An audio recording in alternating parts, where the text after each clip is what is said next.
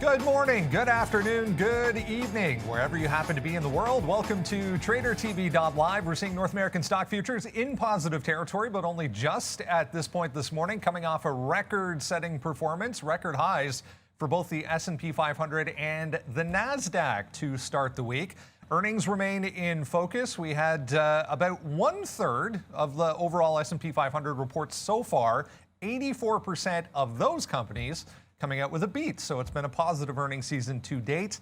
Some of the biggest name tech stocks set to get underway here in the next couple of days.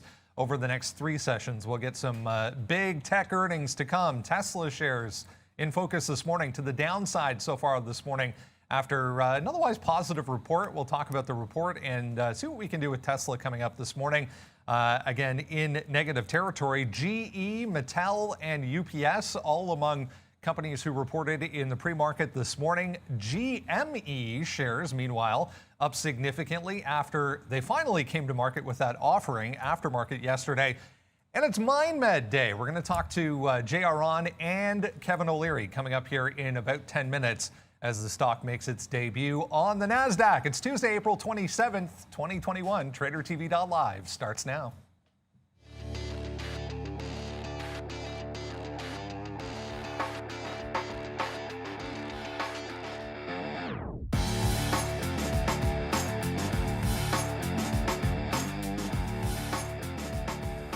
There we go. Yeah, look at North American markets here. You can see all 3 U.S. futures to the upside, ever so slightly at this point. The TSX futures here in Toronto, slightly negative. Brazil Open trading basically flat. Yeah, another bump for Bitcoin again today, 3+% to the upside, full percent, more or less, for crude oil there, and gold back in positive territory as well this morning. Good morning, guys. It is Tuesday. This is going to be a busy hour, so bear with us, guys. We have lots to come. As we mentioned, J.R. on, Kevin O'Leary coming up in about 10 minutes. We're going to talk to them. MindMed obviously making its debut on the NASDAQ today. Jeff Mendel coming by from the OTC markets before we get the market open, and we'll still try to squeeze in Arun in there somewhere today. Yeah, I mean, wow. That's a big man to squeeze into anywhere, Arun, of course. Look, MindMed Day, it's already done well over 1 million shares here in pre-market volume, so I think, and you're going to see it's going to be up another 24%. I forget the exact number in yesterday's action, so clearly already a heck of a lot of interest in it. That's why we have the big boys coming on today with J.R. Ron and Kevin O'Leary. It's not just that. I mean, we've had this theme before here, and we're going to talk about Tesla, where the earnings were good. Everything, the numbers were solid. It wasn't a gigantic beat, but certainly a strong beat, and then Tesla trading to the downside. So you are seeing a little bit of that. It's not the first time we've noticed some profit taking on the Tesla news, a couple of other earnings that are pretty big as well. And I got to get this one in here because we never talk about the stock, and I own a pair at home, but like, are you kidding me, Crocs? They're up again as well. So that stock is like tenfold from the bottoms in March and up another like 9 or 10% this morning on a beat themselves. Figured I'd say it now because there's almost no chance we ever talk about that name. Well, remember the thing about Crocs is that as soon as Justin Bieber got involved with Crocs. There it is. See, like Valeria was sleeping there, and all of a sudden she just woke up. What's up, Valeria? Yeah. How's it going? No, Justin Bieber had started designing Crocs, started putting different things on there. Drake started wearing them. Our Austin Matthews here in Toronto started wearing them. So anyways, it doesn't matter. That's Crocs. I own a pair, and the thing about Crocs, I believe my pair is legitimately 20-something years old. It's close enough to that. If it's not, then it's 15 years old. I remember getting them on. They have a Team Canada logo on it. And yeah, so anyways, it was so long ago. But yeah, Tesla, GE, AMC, a bunch of high flyers. We had GameStop yesterday. We have MVIS again today. We have MindMed, of course. Neil just went over that. Snapchat, I mean, I've posted the list. Tesla not doing anything. And here's AMC. Wow, 1170. Like yesterday, we had that. This is still on MVIS chart, but yesterday we had that 1050 break, something like that. And then we've just made tons of cash here on the upside. Anybody long AMC, you could see from yesterday, a good day. And then today we even up a little bit more. So we'll see what happens at AMC here today. Lots of stuff moving. And like you just mentioned there, Brendan, star-studded first hour of the show. Yeah, it's going to fly by, so let's get right into it here, guys. We'll kick things off before we get too far ahead of ourselves by saying good morning to Miss V. Good morning, everyone. Today is going to be an interesting and busy day, guys. I hope you enjoy the show, and please give us as many likes as you can. Let's get it started, Brandon. All right, let's get it started, guys, with, I just want to touch on that number. I read that this morning as far as earnings go so far this reporting season for the S&P 500. We're about 1/3 of the way through, and 84% coming out with beating expectations on the high side. So from a general standpoint, definitely a positive start here. Obviously, we have some big names to come over the next coming days, but a positive start here to earnings reporting season. Yeah, and maybe that's why look where the market is. We're sitting on highs, guys, and showing no signs of really abating. I think if you start to think about what would maybe lead a bit of a pullback, I'm not seeing any weakness in some of the cyclical names. I mean, obviously, Tesla notwithstanding, and GE a little bit today. Not exactly sharp sell-offs, but you have a couple of bigger names that are going to be coming. The rest of the FANG names throughout the week, and rounding off with Amazon on Thursday. So I expect there to be strong beats across the board there. Like, I sort of felt that it was going to be the fact that Netflix was going to be the one of the group that was going to end up being the weak one, and the rest were going to come pretty strong. And I still hold true to that. The market's still trying to take out this top, and I think that's just a further sign. We definitely needed the good earnings. I think the disappointment, if any, might be that you're not getting enough guidance from every single company. I think that's a little bit to be expected. You have some supply issues that have been talked about and bandied about here and there. So if there's any kind of a drag, I suppose it would be the lack of guidance by some. Like I said, I mean, we just talked about Crocs, and then they guided higher for the rest of the year. I mean, Netflix, it doesn't start off with a super great, like FANG. I know Tesla's not in FANG, but we saw Netflix come out and then didn't really do much. I mean, went down a little bit. And I think the same thing is true here of Tesla. Tesla yesterday closes like 636, 637, somewhere in here. I mean, it was a little wild at the close, but let's just say, sorry, 737. So let's just say it's, 735, 737. So now you're down to 721. It's a small 2% move to the downside. I think that this report was good enough there. 185,000 roughly delivered vehicles. That's a nice spot there. Sold vehicles. 728 is that sort of jump spot that I like right here. We got some consolidation. I think we can get higher from there, but yeah, no really red flags. I mean, I come in now and I was looking at Microsoft this morning. This is a brand new 52-week all-time high for Microsoft, 262.40. You can run into Apple. Apple's been the lagger. We talked about that as well with Apple, but they've, ever since they get above that 120, that's right, this chart's not going to be good. As soon as we got above this 124, 128 area here, it's been upside, and now we march to 144, and I believe we get that next week as well. So yeah, look, a lot of the big names there, and then the biggest and the baddest of them all, of course, Google, up that 30+% to date this year. So that's already 4 months in, and you got a monster move up for Google, bouncing off its 52-week period and now making new highs as well. So, and I think the Google story has not even started yet. Wait until you see the ad revenue come through for Google once travel comes back. I mean, that traveling is one of the #1 spends there on Google AdWords, AdSense, things like that. So I just think that there's going to be more spending coming, more hotels advertising, airlines, travel packages and whatnot. So I'm most excited out of all of the big cap names. I'm most excited for Google moving forward. It's not going to be the most like, oh my God, Google just popped. Like, this thing's not going to pop 10%. Is it on earnings? Maybe. But if it does, that's an unbelievable move. And we saw yesterday, and again, I'll put on like my little wizard hat here and try to figure it out. But I think that Google eventually splits, and we'll see if that. I mean, I don't think they go 10-1, but maybe they go 5. I mean, they could go 10-1 and bring this thing back to $200. That rallies the stock like crazy if they announce that. We saw Amazon yesterday, and I believe that could happen to Google. Remember, there's Google and Google, so there's two different Goog. There's two different share right holder there for Google. So I'm excited, Brendan, needless to say. All right, one of the most challenging things we have to kind of deal with on a day like this is kind of narrowing the focus and coming up with what we are actually going to look at. When there are so many different reports to go through, we have different names to look at, different news in general. Guys, thoughts real quick here on, we had Raytheon this morning, we had GE this morning, Mattel, another one out this morning, all with earnings. I just had RTX up here. I mean, this is recent highs for this thing as well here in the pre-market, above that spike high yesterday off of the open. A little bit thin on RTX here, but I noticed GE also with a decent looking chart.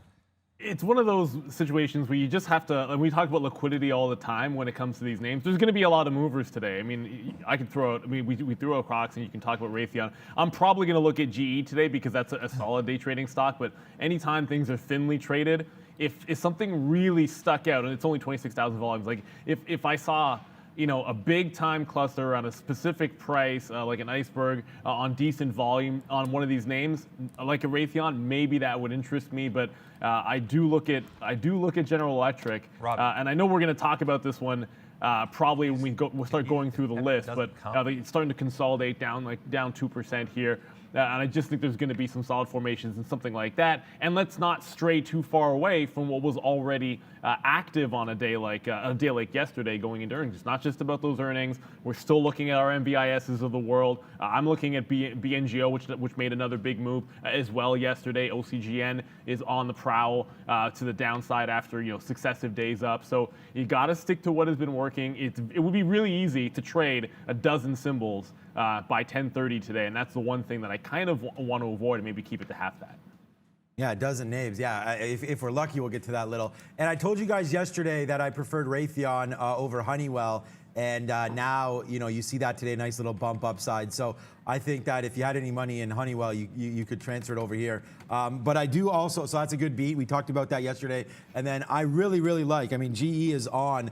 You can go on my sticky note there. The golden ticket is now up. Of course, my symbol doesn't change. It's now up, and we like GE here. We're going to see if it holds 13.15, which it should hold down here, 13.15, or are we going to take out this top of 13.30? It's an if/or here on GE, so we're going to wait to see what happens there. We are getting lined up right now with MindMed, so we're very, very excited to have those guys coming through very, very soon, Brendan. Yeah. MindMed Day, the big news of the day. J.R. Ron, CEO and co-founder of MindMed, and Kevin O'Leary, chairman of O'Leary Financial Group and early investor in MindMed, joining us this morning as we kick off MindMed Day. It's going to be an interesting day all around. Guys, whenever you're ready, you can bring them in and we'll have a discussion here about the first day of trading on the NASDAQ. MNMD, the ticker, guys, for MindMed, already very active, as we said, in the pre-market here. There they are. Good to see you guys. We appreciate the time, as always. I know you both have limited time, so we'll jump right into things here.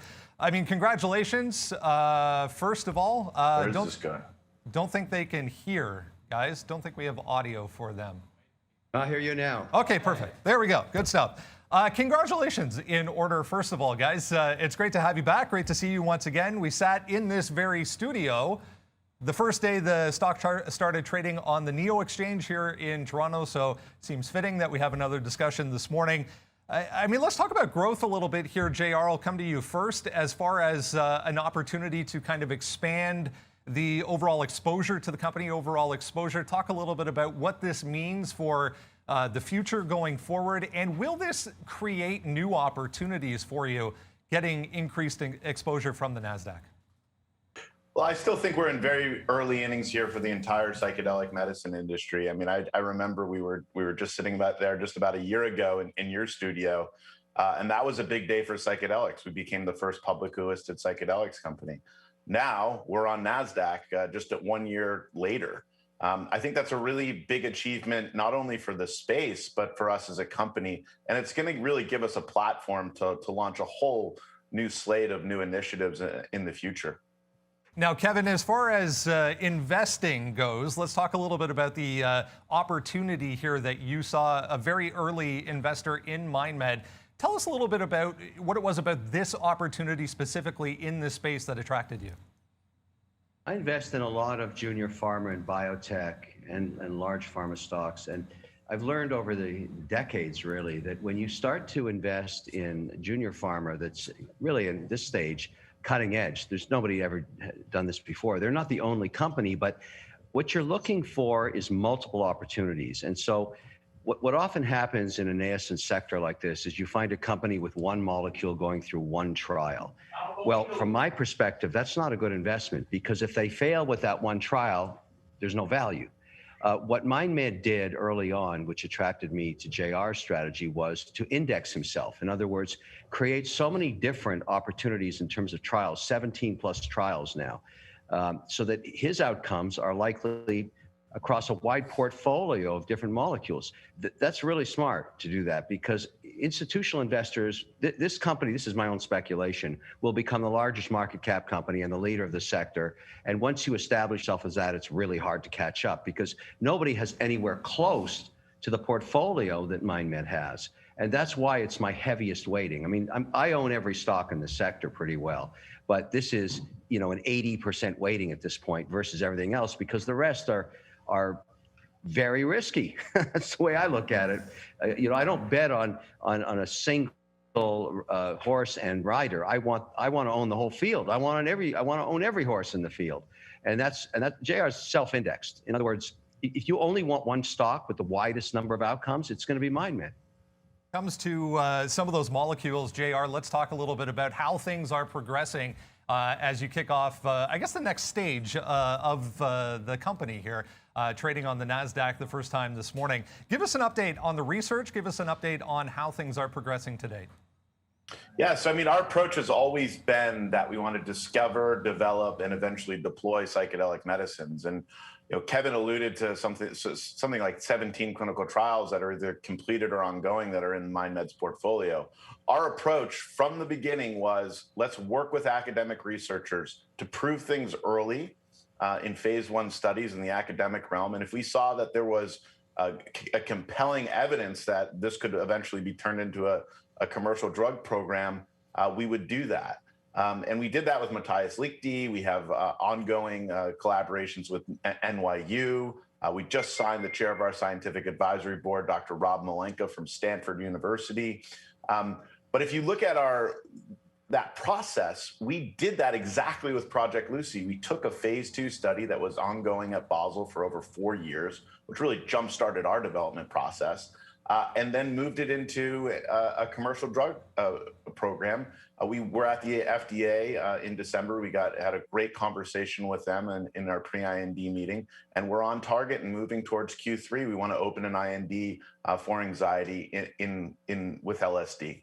Kevin, when it comes to investors being comfortable in a situation, talk about the importance a little bit here where, maybe if we're not familiar with a sector, or maybe as, this sector tends to have a little bit of a stigma still attached to it, what do you look for as far as keys getting into an opportunity and getting into an investment that you might not be overall comfortable with as a topic or familiar with as a subject matter?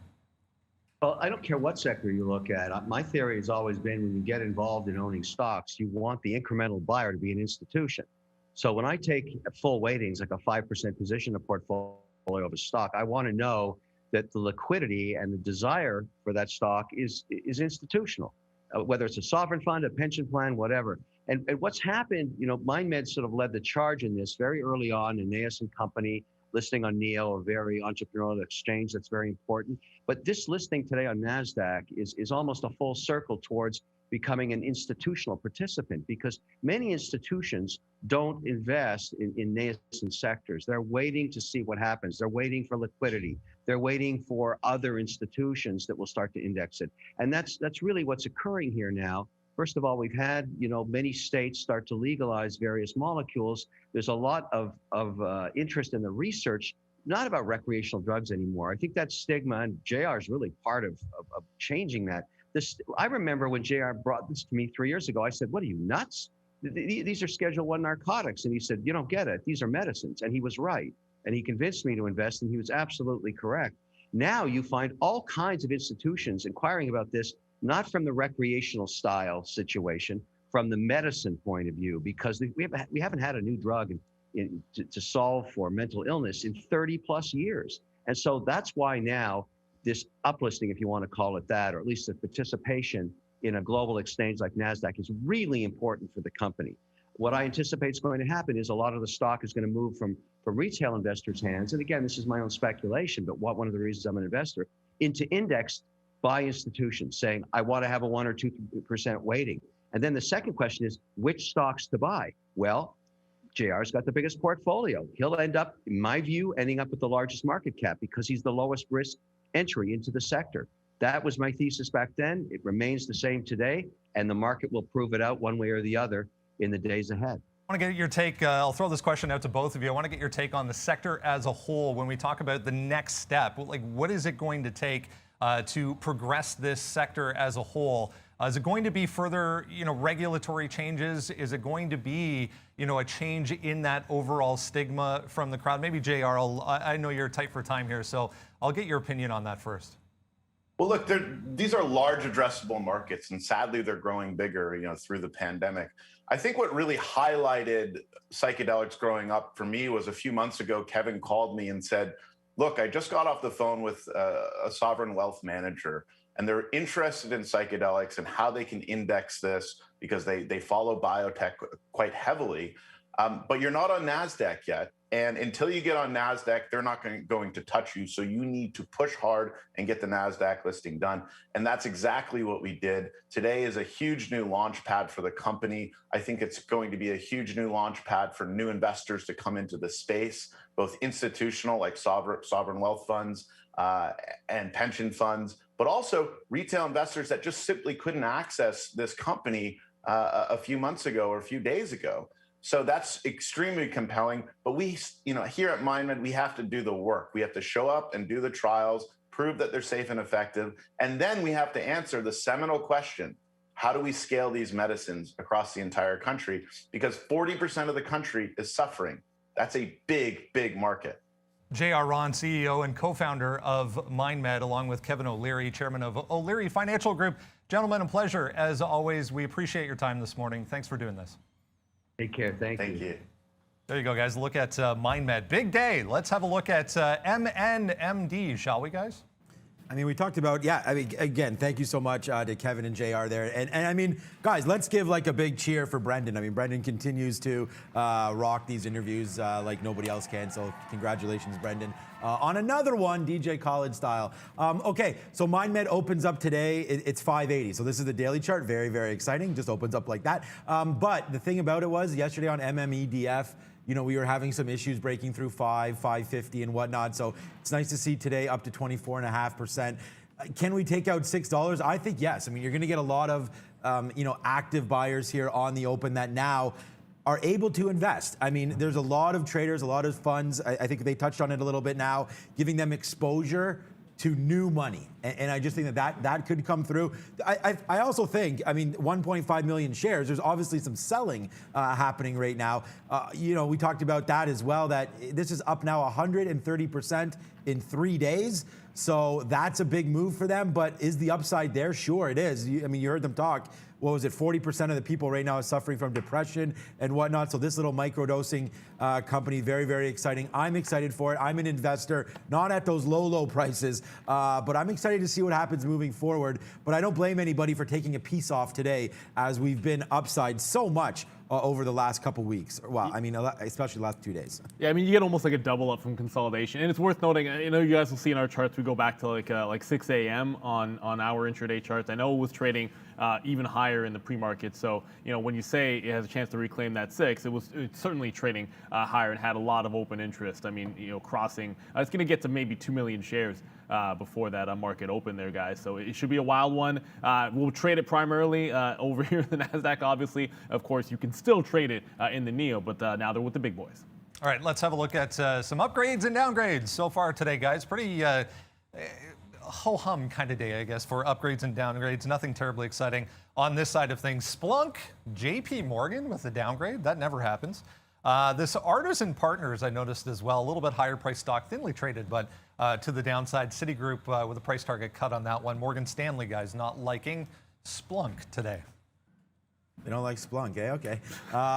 So Morgan Stanley, JP Morgan, everybody coming up with some upgrades and downgrades. That stuff happens every single day. I still am here on MindMed, so I did want to check out Tesla to see what that was doing. I wasn't even... we can look at Splunk in a minute. I don't think there's too much happening there with the volume. I just want to see Tesla, see if it wasn't anywhere near that 628. We are going to go through, or 728. We are going to go through our watch list very, very soon. But so just looking back at Tesla and then looking at NEO today as well. We're going to talk about all of these names. I did put up the sticky note already there on Twitter. So there's that. 43 and a quarter. Okay, not much happening right now. We still do have, like we said, 35 minutes. We also have Jeff Mendel coming over, not coming over, but going to join us on Zoom from the OTC Markets Vice President. It's actually, I mean, they just lost MindMed, so it's kind of funny that happened, that we had them up on an up list and then he lost MindMed. So we'll talk about that. We'll talk about some more names that are popping off over there in the OTC markets as well. We'll check in on Luck and Coffee and Hertz as well. So some interesting things happening. And then, Brendan, you already talked about it. We're going to do this again in a minute, but Bitcoin, like Cardano goes as low as 106. I was a buyer down. I mean, you guys know that. And now this one up to 133 was just a high right now. This name busting out as well. And then you do have big moves. I don't know what happened to my, I guess I lost my Bitcoin chart. We'll have to find it again, which is okay. We have the other big boy right here. We have Ether back from dead, basically. There's that 2644 high, goes down to 2100 and some of that collapse again. And now we're right back to 2600. So congratulations anybody in the crypto game that was buying in the last 72 hours or so. You're definitely rewarded with a nice little bump up here. I'll just have to, I guess my Bitcoin chart got closed, but we'll find that out. Bitcoin roughly around 55,000, I believe. All right, guys, yeah, let's... It's actually just at 55,000, almost exactly. Before we get to anything else, I just want to quickly say this NSPR, you guys, a lot of people have been looking at 15 to 1 reverse stock split. The stock is not up over 1,000%. It's just a reverse split, 49-cent stock. I'll be watching to see if it actually gets to that reference price of like a 735 at yesterday's close. But yeah, don't get caught buying a gapper just because you think it's up a tremendous amount. Always make sure you do your diligence and know that this is a reverse split. Yeah, I noticed that was actually, if you discount the split, it's actually down from where it should be. Let's get into what is moving around so far this morning, guys, in the pre-market. If you haven't done so, head over to that link. Sign up for our absolutely free to you everyday watch list. We send it out before we come on at 8:30. It has everything you need to know about what to look at before the open. Let's jump into Tesla, guys. Yeah, it was a positive report right across the board overall. The deliveries number, pretty impressive. 184,800 vehicles delivered in the quarter alone, primarily thanks to a big bump in deliveries in China. 10.39 billion, that's up from 5.9 year over year. Pretty impressive. Yeah, it was very impressive. Maybe people are waiting to get their money into, well, if they can, well, most people can't, into SpaceX or something like that. But they just got a NASA contract and whatever. Amazon's not too happy about that one, but we'll see how that one shakes out. You know, I should say I'm a little bit surprised. Not totally, but I'm a little bit surprised that we're already back at that 720 level. I mean, I really did think there was going to be a chance that we'd test that like 750 if they beat. They did. It got relatively close in the post-market before coming back in. Now, we've seen this story play out, and apologies on that daily chart because it still shows a pre-split. We've seen this play out with several names coming to the downside despite solid earnings, but you know, to see Tesla come through here and not at least hold up that 713 to 715 level that I was watching, you know, sort of very, very closely in the last few sessions, would be shocking to me. That's a level I want to defend today. It's going to be very, very close. It's like $5 away. So it would be a very, very shallow dump into that 713 to 715 before you look for a bit of a ramp. And you know, that's the first trade I'm likely to make. It bounced there off of earnings. It bounced there. If you go to the end of last week on Friday, that was the bottom as well. So I want to see if it can immediately hold that. If it doesn't, I'd look back to that 700 level. I mean, I don't think that if something crazy happens and you get a flash through like 700, I mean, I guess you know, you almost want to have a bid down there somewhere to pick up more shares. The real question I have to ask yourself is, even with you know, the shortages, chip shortages and whatnot, and supply concerns, what do you really think is going to happen in the next like 3 to 5 years in Tesla? 2 to 5 years. I mean, like 18 months, right? They're going to continue to actually beat. I think they're going to be absolutely fine long term. Or there's some concerns in China. I think they're probably a little bit far too overblown. Ultimately, you have the leader in this industry. I don't know where else you want to confidently have your money in EVs. And then, of course, they have so much more than that. So if there's anything crazy through 700, it's probably a long-term buying opportunity. I'd love to see it first test and hold that 713 to 15 area that I liked last week. Yeah, I think you can get, we're going to talk about Ford later. I think you can get your money into Ford. I think there is a lot of space there to run with Tesla, though. And we talked about that. I think Tesla gets new highs in the next couple months, and we just continue to make, march higher and higher and higher. Elon Musk knows what he's doing, and, continues to be the puppet master with all of this. But again, stock, first of all, nice win here on GE as we follow the yellow brick road, and we'll talk about GE coming up soon, but you're going to see the prices on there, 1330. So if you do see at the bottom, I don't know why it shows, there it goes, yeah, long, there it goes, 1331. So it goes all the way to 40 there. But okay, so I only wrote down an upside for Tesla because I really thought that we were going to go upside, but it looks like we're trying to break lower now. So wow, QuantumScape back to 40. That's been a beast. I guess we had the right stock there, but we didn't pick any up downside 30. Let me know if you guys did here. But okay, so here's Tesla today. This is a 20-minute chart. If we look at the downside, I mean, Neil just went over some levels, so there's not much to do here. But we're going to see if 700 holds. That should come into play. Remember, on earnings, stock's going to be more volatile, so we do have that 700. All these lines coming here. That's VWAP. It's a 20-period moving average as well. So they're all right together right now at this 730. So we could get some popping through here, and then we'll test 740 and then 750. Like, I really did think that we were going to see this today, 750, but of course we need to get above that 730 first. So let's wait to see what happens with Tesla. But I mean, I don't want to get caught thinking one way, but I mean, the market's up here. We do have some big earnings coming. The report wasn't that bad, was it? And Tesla down 2.6%. Remember, there's a lot of people hoping for home runs here. So when they come out and they wake up this morning and it's only up or down 2 or 3%, that's going to be considered a nothing move, right? So let's wait to see what happens with Tesla. I think you buy more if we can get below 700. But for right now, it's looking weaker than I had thought. So we're heading to the south side here. I thought we'd be going the other way, but now 718 just breaks. So let's see what happens at this pre-market bottom of 715. All right, just watching OCGN. Just noticed if you're watching that OCGN, Occugen from the past couple of days, just took that 11 even level back again on some volume. So trying to get back above VWAP. It is down significantly, 5% on the morning. However, next up, let's talk to Jeff Mendel, VP OTC Markets, swinging by once again this morning to discuss the OTC markets and how things have been over the past couple of weeks. Good to see you once again, Jeff. I mean, you come by on a busy morning, but I think it's a good thing because we can talk a little bit about market mechanics. We had the guys from MindMed just on, obviously uplisting to the NASDAQ today. On your end of things, what does that mean? If somebody owns the OTC listing and it gets moved back to one of the other exchanges, tell us a little bit about how that process works and what happens. Well, Brendan, thank you again, guys, for having me on. And you took some of my thunder because that was the first thing I was going to talk about. As you guys know, last week it was announced that Mind Medicine was going to uplist up to NASDAQ. And, obviously, they've been a great company for us down here on OTC markets, right? They traded under MMEDF, right? They were a QB company, right? And QB is one of our listing tiers here on the over-the-counter market, right? And so it's more of our ventures side. So to get a company that goes from our ventures market up to NASDAQ is a pretty good success story, right? And so from our side, right, from our side as the venue, right, so we get the notice that they're going to uplist, right, and it's basically all released to us and the public at the same time, right? So no one really knows, like, what, there may be talks, but everything comes out at the same time. And then obviously when that happens, yesterday we saw a big spike up in the price, right? Lots of people being very excited, but the price yesterday, the spike up, was actually still trading over the counter, right? And so it was still trading under MMEDF. And so basically what all those investors were doing and traders were doing was they were positioning themselves for when the company switched over to NASDAQ. And when it switches over to NASDAQ, it technically is a new security, but you're still holding that share, right? It gets converted into the new security that's now traded on NASDAQ.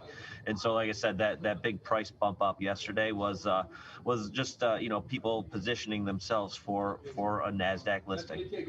More interest coming in this morning, obviously. Let's shift gears. Tell us a little bit about other names that we've been looking at, talking about trading over the past couple of weeks that might have been in focus. We had a huge drop in BTC prices going back to last week. All of the crypto stocks very active. The normal exchanges last week. Tell us about what was doing volume on the OTC market last week. So it wasn't just the Bitcoin-backed trust. We also had ETHE, which is our Ethereum trust, same company that puts out that product as GBTC.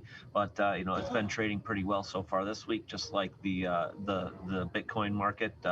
It's up right now in the pre-market. We're trading up about $1 from where we closed yesterday. So definitely expect some opportunity there, especially for those short-term traders that are looking for a quick move, maybe off the open to more get in line with what BTC or what Bitcoin is doing today.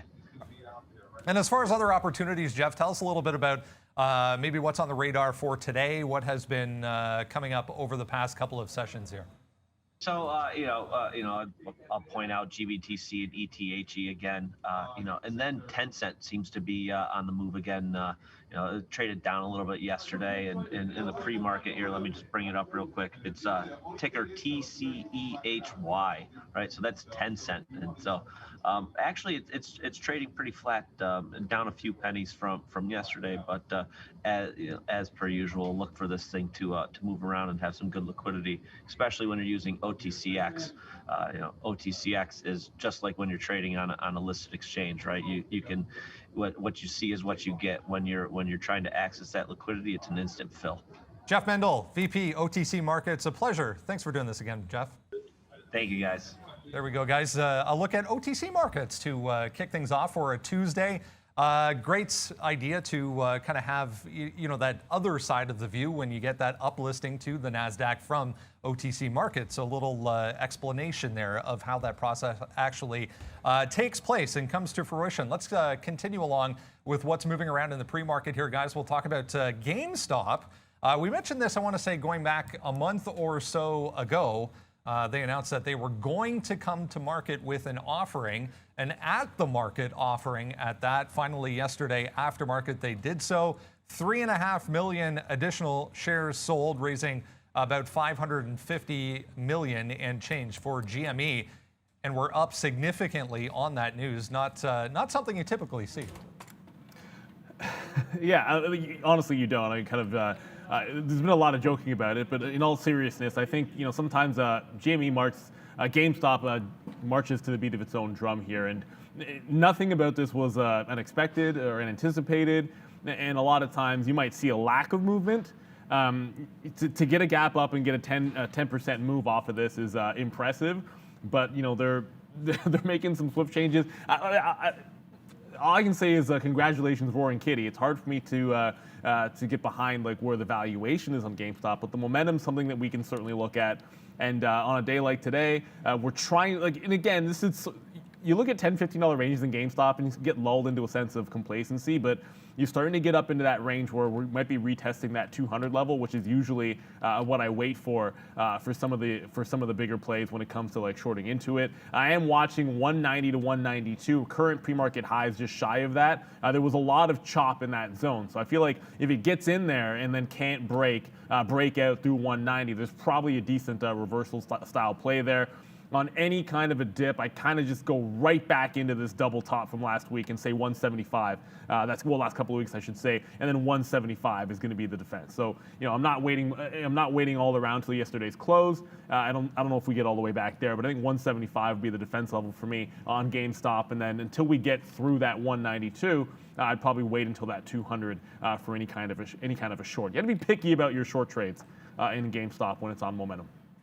I'm going to talk about GameStop in a minute. I want to see if it holds that 175. We have GE coming, but just to let you guys know, we take that 1330 break, as we said on the sticky note there, and then we got out some 39s, and we got out some 43s. So nice move here on GE. Just for anybody watching that one, I mean, we called that. That was a good one for us. From GE, you put an M in the middle, and we can go over to GameStop right now. And yeah, look, I mean, I want to see what it does here at 175. That's the top there, we basically made yesterday. before rallying after the close into that. So we'll wait to see here if it can hold this 175. The upside is unlimited. We've seen GameStop continue to run higher and higher and higher off breaks and things like that. So we just went over some levels. I'm going to look to see what happens here at this 175. Yesterday's bottom. I don't know if we get there, but I mean, the market will tell. And I think that that's worth a short. I mean, if we can come all the way back down, 188, 190, all the way back to 175, then I think that's enough to break it lower. And then we'll see what happens basically at the consolidation that was yesterday's close 170. So, if you're going to go short 175, I think you got to hold it back to 180. Give yourself at least a 1-to-1 ratio there on the winning side. And then if they really sell this thing off, then, we could test back down to this kind of VWAP area, 163, 4.5, something like that, around here. So let's wait to see if it gets that low, then great. If not, yeah, if you like it, I mean, there is some bumps here, 178, 179. So let's see what happens with GameStop. Let's check out the imbalance locator. What time is it? Oh, only 20 minutes to go. That's right. We had all that stuff today. So GE a sell. Okay, well, that's strange that we're in the money now, 13 pennies on the long. NEO's still there. We can see what that's 43.05. Not FSR, FSM. We will be looking at Fisker today as well. 10-cent music there off Jeff talking about 10-cent.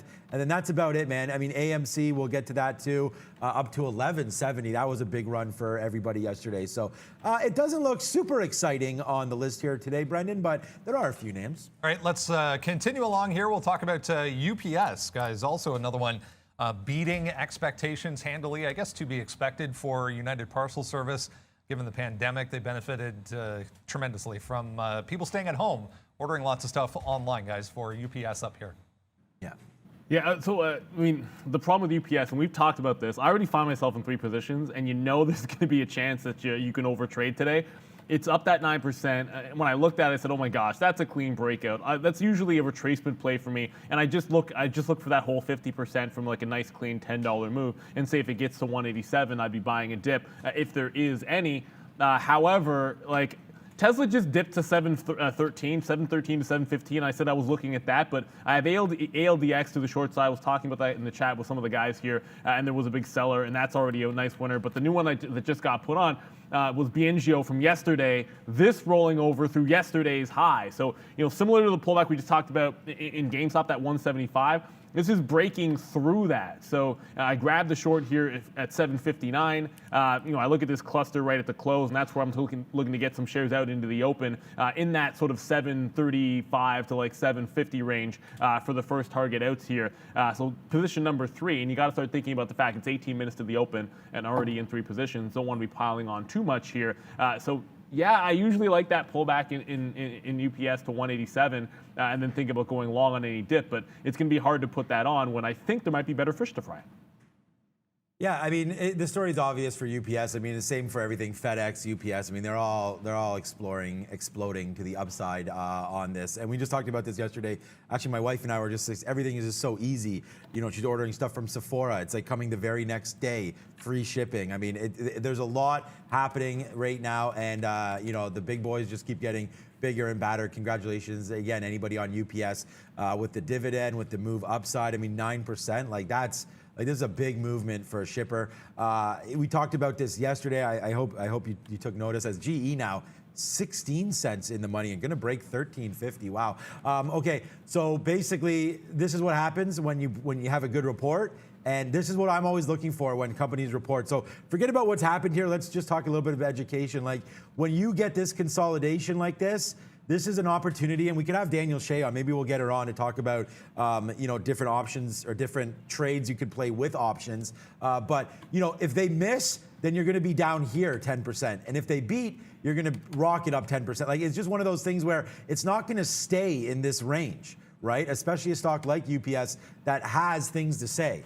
So 284, I believe, or 277 EPS from 172. Like that's huge. UPS continues to shine. You can look at FedEx as well. There's a bunch of different shipping companies that you might want to look at. And oh yeah, that's funny. That's from before. Well, that actually saved. Wow, congratulations, charts. So we're going to look for the same kind of thing here on FedEx today. Look what's happening there. They're getting some bump ups as well. The pins will fall as they will. UPS goes, FedEx goes. We'll look to see. I don't believe FedEx reported yet, so we'll look to see the same kind of thing. Like if FedEx gets going and breaks this 295, then you'll be above 305 in a heartbeat, right? So there's the move down. There's the consolidation spot. It's funny. This must have been from last earnings. Some consolidation spots right here, and then the jump from 260 up to 284. So FedEx, UPS, I mean, there's a whole bunch of names that you can look at from the shipping side of things. I prefer to take FedEx here as opposed to UPS because there's still room to go on the upside. But UPS breaking out, always a good sign. Hey, take that 10%, guys. Good trade. I was just double checking on FedEx. They're one of those ones that are kind of off time frame. So I think it was March. Looks like March 18th was the last one for FedEx. There was, though, a couple of upgrades and price target increases on FedEx. I want to show this headline before we continue. NNDM coming out with their pocketbook, once again picking up this micromechanics 3D printing. We talked, I think it was Monday, or maybe it was Friday actually, we mentioned they picked up this Deep Cube company as well for $40 million in cash. So NNDM spending over the past couple of days here. So interesting for NNDM up on that news. Let's bring in Arun, have a look at the overall market. We'll check out the futures here, see what we need to be aware of for the market today. We're back to flat here, Arun, after a bit of a dip there. Yeah, we're pretty much where we left off yesterday around the close before earnings. Wasn't a whole lot of movement anyways with Tesla, but again, we're doing this again today. We got some big reports coming out at the end of the market with, I believe, I can't remember the names. Anyways, they're coming out later on today. They will move the market. So you have to factor that in. But at the same time, though, there was an interesting move just before 2 a.m. this morning. When we broke the 90s, that was a straight up stop run. Around 150 this morning, the futures took out 90 just to take out some stops, and we came right back down after that was done.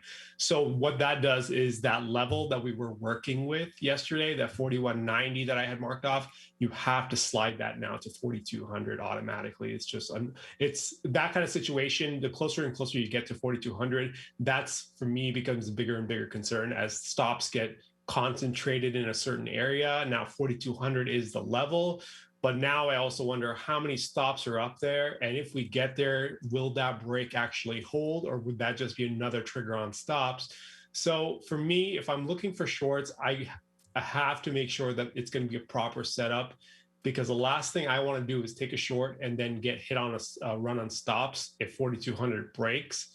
And then we come right back again like we did this morning. So for me, 4,200 is the top end level, and I've got 4,160 on the downside. So anything below 70, I'm looking for some longs with the 4,160 stop.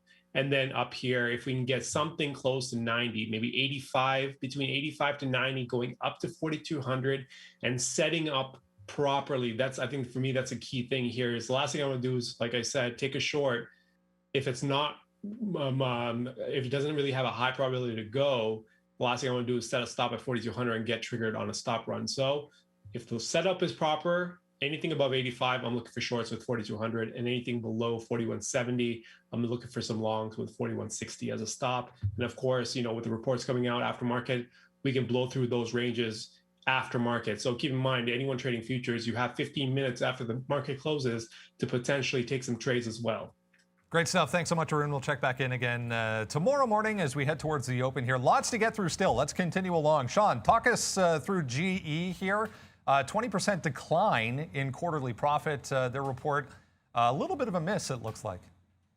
Yeah, I mean, it wasn't great. I mean, we need the rebound to happen, right? We need to see Boeing go. They have a lot of business in the airline, engineering, things like that. So GE does miss today. It's not a great report. Their profit fell to only $828 million from 1.03 last year. They earned 3 cents compared to 2. So the EPS is fine, But ultimately, I mean, the story will just tell itself. GE continues to be one of those names that just rides along this 50-period moving average. That's why when I looked at it yesterday, we were like, I was a little surprised that we were back upside right now. It has this high of 1450. I don't know if we hit that anytime soon, but I like the play. I like it as an industrial. I like it as we sort of switch over a little bit. We've seen some of the growth stocks go through their plays in the last couple of weeks. DraftKings bumping up here. Some of the EV names getting bumped up now. And so now I think it's just GE's turn. We know what's happening. Tesla is selling, a bunch of cars here.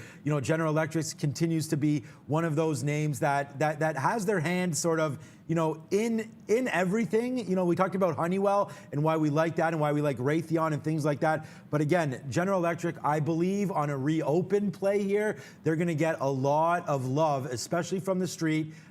Based on, UAL, AAL, some of these more, buying planes, fixing planes, things like that. They do have this big space that they need to fill. So I like GE here. I like the levels that we've just seen. We talked about this, 1330, this break to the upside. That's been a good move for them.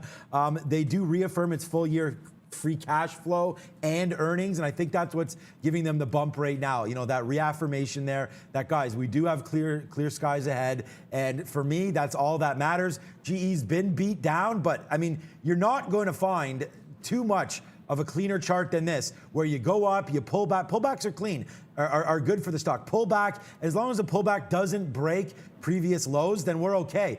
This one's scary a little bit, but we still don't touch through the 50 period. This is not VWAP, this is the 50 period. Bounce again, and then bounce yesterday. So now we go to the upside. We're well in the money now, 20 cents. I think GE bumps even more today. This move is funny because we're into a sell here. We talked about that with the imbalance locator. So we're into the sell side here. I like GE longer. I mean, those of you that can't get 1330 because it's gone, no fear. There's a lot of headroom here. So we can get higher. Like we could break this 1370 today. When we do that, then we're going to test 14. So look for a little bit of a pullback here off 50. I'm going to try to get longer if we can into 1330. If we pull back a little bit, we're going to try to get long on the daily, on the minute chart here into this area. But I like GE. We're already long. It's already 20 cents in the money. It's already a big runner. But hey, I don't think it's over. It's not even positive on the day yet. So let's see what happens when we get to yesterday's closing price of 1360. That's General Electric. Yeah, I mean, the only thing I'll say there is that if it gets up to if it gets to that positive mark and then can't hold that, I think that's the only place I'd look to short. 1313 is a good bit of a level there. I think I might want to get to like an MVIS here very, very quickly if we can. I know everyone's been talking about this name, and it did do that sort of aftermarket run that we're talking about in the afternoon show. So make sure you're always tuning in. We've seen this happen before where you get a bit of a breakout. We're waiting for this one at the close. It couldn't go. Then it finally made the break aftermarket into a $30 level. You're going to see it hold 30 in the pre-market. And then there was this rollover flush at like 28 to 28.50 or so that holds 25. So you got to write that level down. When I came in today, some of the levels that I put in for dips are going to turn into possible resistance. So I was actually watching a 27.40 level. That's essentially right where we are right now. So I kind of like this here for a quick shot to see if you can't get a break trade. If it breaks up, I'll take like a 27.50, but I kind of don't mind a breakdown short after it's shown some weakness, and that would now be that 27 even. I like this price area to engage in trading, and the fact that we're here at the open does signal that in almost any way that it goes, I'm willing to take a risk shot here. Looks like it's breaking to the downside. So if we can get below like 95 or so, because the level 2 here, yeah, there we go. Looking like it's trying to break that 95, and of course, we had free shorts. And we don't have shorts, right? You got to pay for shorts. And I didn't have them, but I mean, look what I wrote down on the sticky note. Short 27.50. I just tried it. I had the order there. I was punching the offer to go short at that 27.30 level right there. That should have been a monster winner. Unfortunately, I didn't realize you had to pay for shorts, but there it is, man. The golden ticket. Like, I wrote this well before any of these levels here at 9 o'clock. We talked about this I wrote down the 27.50 a hell of a long time ago, and I'm embarrassed that I don't have the short. However, we just took out GE for a 20-cent winner as well. But that was about as easy as it goes on the short side, right there at 27.50. It's embarrassing that I don't have that short, guys. That was easy. Microvision, Wall Street Bets. It's the latest and greatest meme stock, guys. Let's talk about Churchill Capital, another one that got a lot of attention yesterday. Snap as well on the list today, an offering aftermarket, so it's down Holy crap. on an offering. There's lots today, guys. Let's go to Churchill, though, up another 3%, or was in the pre-market on that Apple rumor from yesterday. There was an article circulating on the internet, an interview with the CEO of Lucid, who did not deny, but also did not comment further on the possibility of them teaming up with any company. It'll be okay, Sean. That NVIS, like that was like, I was literally just offer, enter, bang. That was about as easy. Are you No, sure? you couldn't get it. I chased it. No, 50, you could get it. I chased offering. it 50 pennies, and I couldn't Well, get no, it I until disagree 91. because I was hitting the bid there, and that was about as easy as you could get there at 27.40, guys. I missed it, but anyways, go with CCIV, Neil. I wasn't even looking at Churchill. I got 4 positions on at this particular point. Churchill Capital, I know we were tracking this stock yesterday, and I really did think that, well, of course, it's going to be. I always do this with Churchill.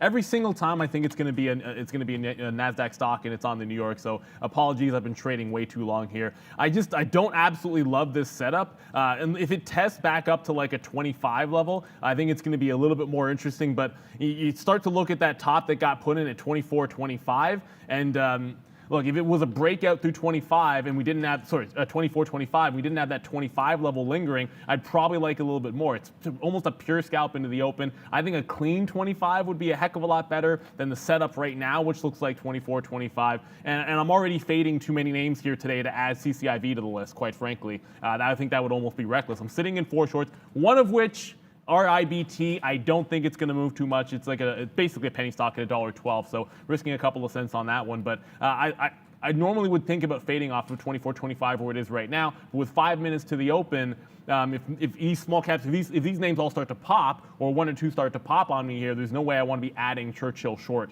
to the list, especially when you have that 25 looming, which I think is a good break, but it's not there yet. I wrote down, the other name is Fisker, maybe. Yeah, we're just going to move on. I mean, we'll take MVIS when it breaks up through 27.50 at some point, hopefully. But that was a good short there. I like Fisker at 14.50. You know, again, good spot for it. Big time turnaround for Fisker. This is what a lot of these EV names look like, and it's just been big time to the downside. So Fisker right here at 14.50. Not a horrible spot at all for that name. Here's the 20-minute chart. Here's 14.50. It's bounced around a little bit. We will be a little nervous if it gets to 14.65 on us, and that might be a good spot to get out of it all, maybe. But we'll see if it comes up to 15, though. So I like this 14.50 break on Fisker. Just to throw out another name there. I mean, Neil just covered CCIV.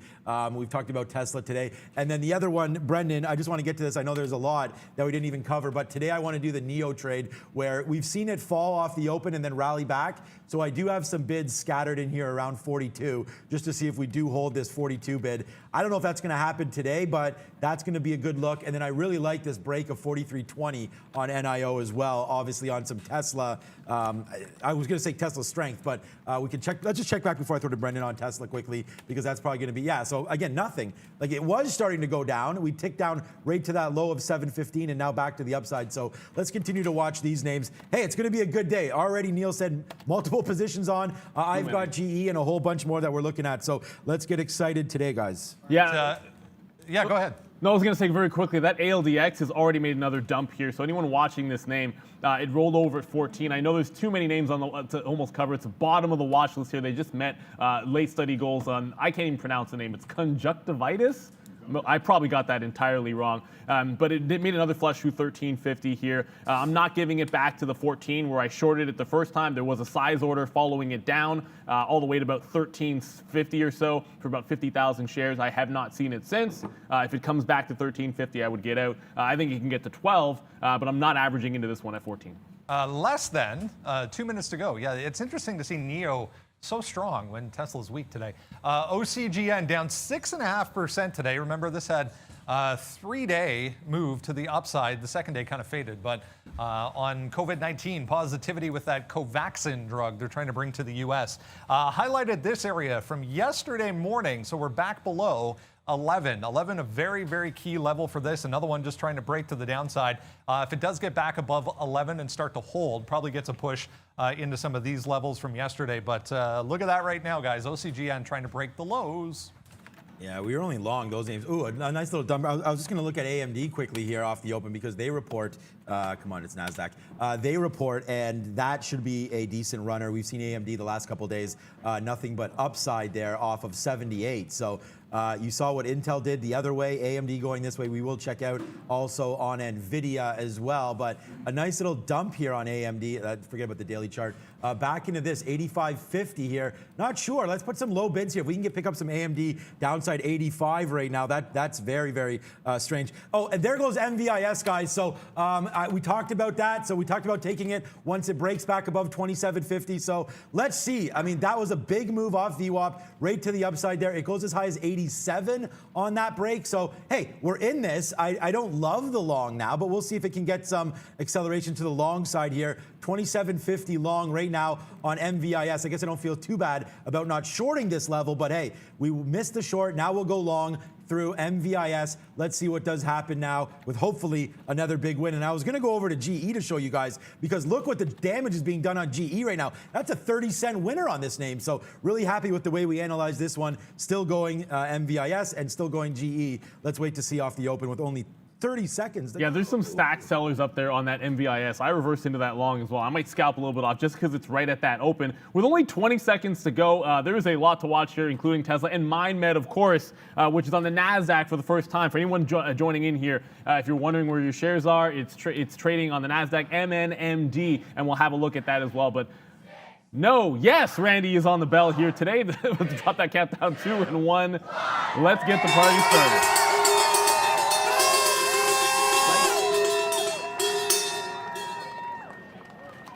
All right, the market is open, I guess, according to Randy. So, okay, there we go. So 27 failing now on MVIS. Palantir, we get the long now, 24.11. We take that dip. Let's see if it holds 25 right now on Palantir. Nice win here for PLTR, though. Yeah, and they're going to double down on that. BNGO just popped back in. So we're going to see if we can't get some more short. Got RIBT now. No average into MVIS. There was some stacked offers immediately that it looks like it's trying to break through. But if it cannot hold the bottom end of that range, which was at 626.90 area, I think that's going to be my first out zone. Otherwise, I almost want to be adding through another top break. So if it gets through 28, I think that's a decent place to add to your position on MVIS. I know we're tracking a lot of symbols at once here, guys. Of course, now it pops. Got to get my order locked and loaded, ready to go in case we break 28 here. Yeah, we already took out some nice little 25 cents there on MVIS. We're looking for right now for Palantir, guys. We've destroyed MVIS the last couple days, so let's just see if the luck can keep going on that one. GE does fall down a little bit. We didn't get those 60s. Here it comes right back in to level we like. So I think we got to pick up some GE here on a dump on the S&P and on the NASDAQ. So GE right now looking for a little bit of a long here. Yeah, just quickly tracking, we promised we would do this, but testing 5 here is going to be MindMed, and of course, I want to look at like a 470, 475 area for a bit of a defense if it happens to get down there. And then, of course, the other name we were looking at was Tesla. Opening range, it does test that 715. Of course, I'm watching MVIS at the particular time, and I got to watch out for that RIBT, which is at the high of the day. Otherwise, that's how long I should have had at 715. Yeah, so we're averaging into MVIS, no problem here. Let's just wait to see where it goes. But the big position that we have right now, GE comes all the way back to 1335 there. So that's where we took that last long. We could get it exactly where we took it. Yeah, we took it at 32s there. So there we go. So we get some more out. We took it all the way down, 31s, 32s. Now our average price is back in. So there goes MVIS. The dump city happens there. We don't hold that. We get out. We tried it. We tried the long. We took a little bit of profit there. MVIS, again, guys, we can make money everywhere else. So MVIS, we're going to get out of that one. Let this thing drop. Let's see what it does near 25. I like the short down there. I also like a short back through 27.50, but I had too many shares. So we dumped that one as it goes to the downside there. See ya, MVIS. I guess that 27.50 short that we liked initially is going to be the one that wins. So there goes MVIS. Small hit, but still a hit regardless, coming to the downside. Palantir also retesting 24 right now. Yeah, of course. I got up that 26.90. Just that initial short, solid, but it did make that test to the upside. I like those levels. BNGO, I did try this rollover here. I was quickly saying to you, it popped off the open. I got to try to get some more shares. I didn't get any at 66, then immediately got hit at 50s, and then again at 37, where we're talking about this one possibly going down to the next range. If it pops up, I'll have to try 55 area for a bit of a re-entry to the short. ALDX did not make that massive flush, but it tried to pop into 1350. got to watch out. If this one takes out like 75s, this one possibly has another run in it. But if it goes through like that 1280, that's almost momentum I'd want to be shorting more shares through instead of taking off.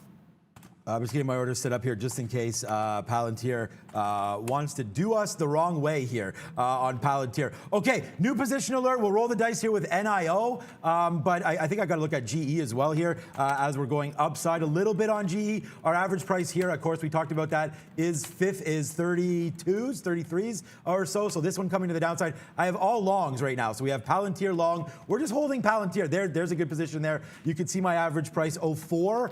So we're just going to see if it can hold this bottom. Yesterday, the NASDAQ rallied. It looks like today we're going to sell off. We have to go over and look at Tesla. But this bottom, 2370, we're not going to hold through there, that's for sure.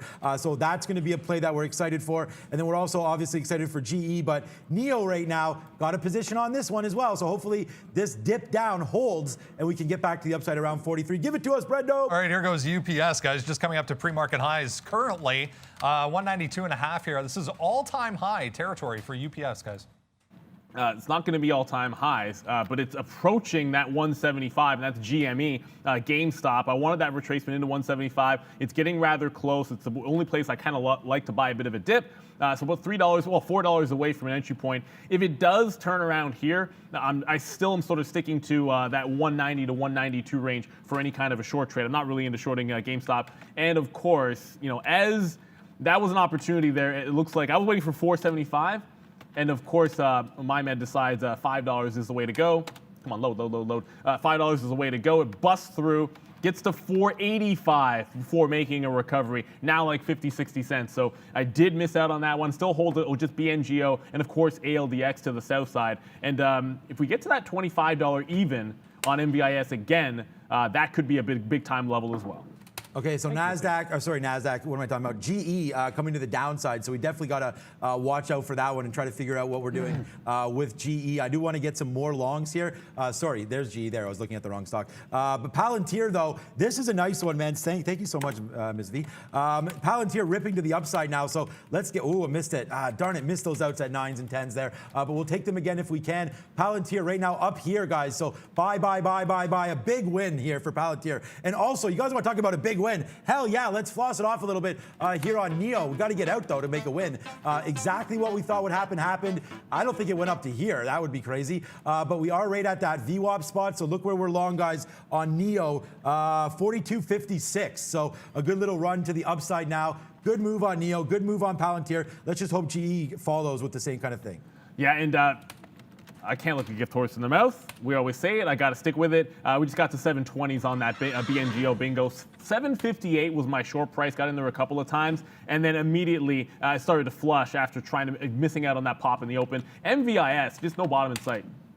It just broke through that 25, and there was just nothing standing in its way at that particular point. You can zoom out a little bit and then start to think about where that afternoon break was, and this was right here at about 23.90. Now, this doesn't halt on the way down, which I'm not sure it's going to happen yet. It's not been that fast. I think that's going to be the next point. If there's any kind of a level I can see to play a bounce off of, that's going to be it.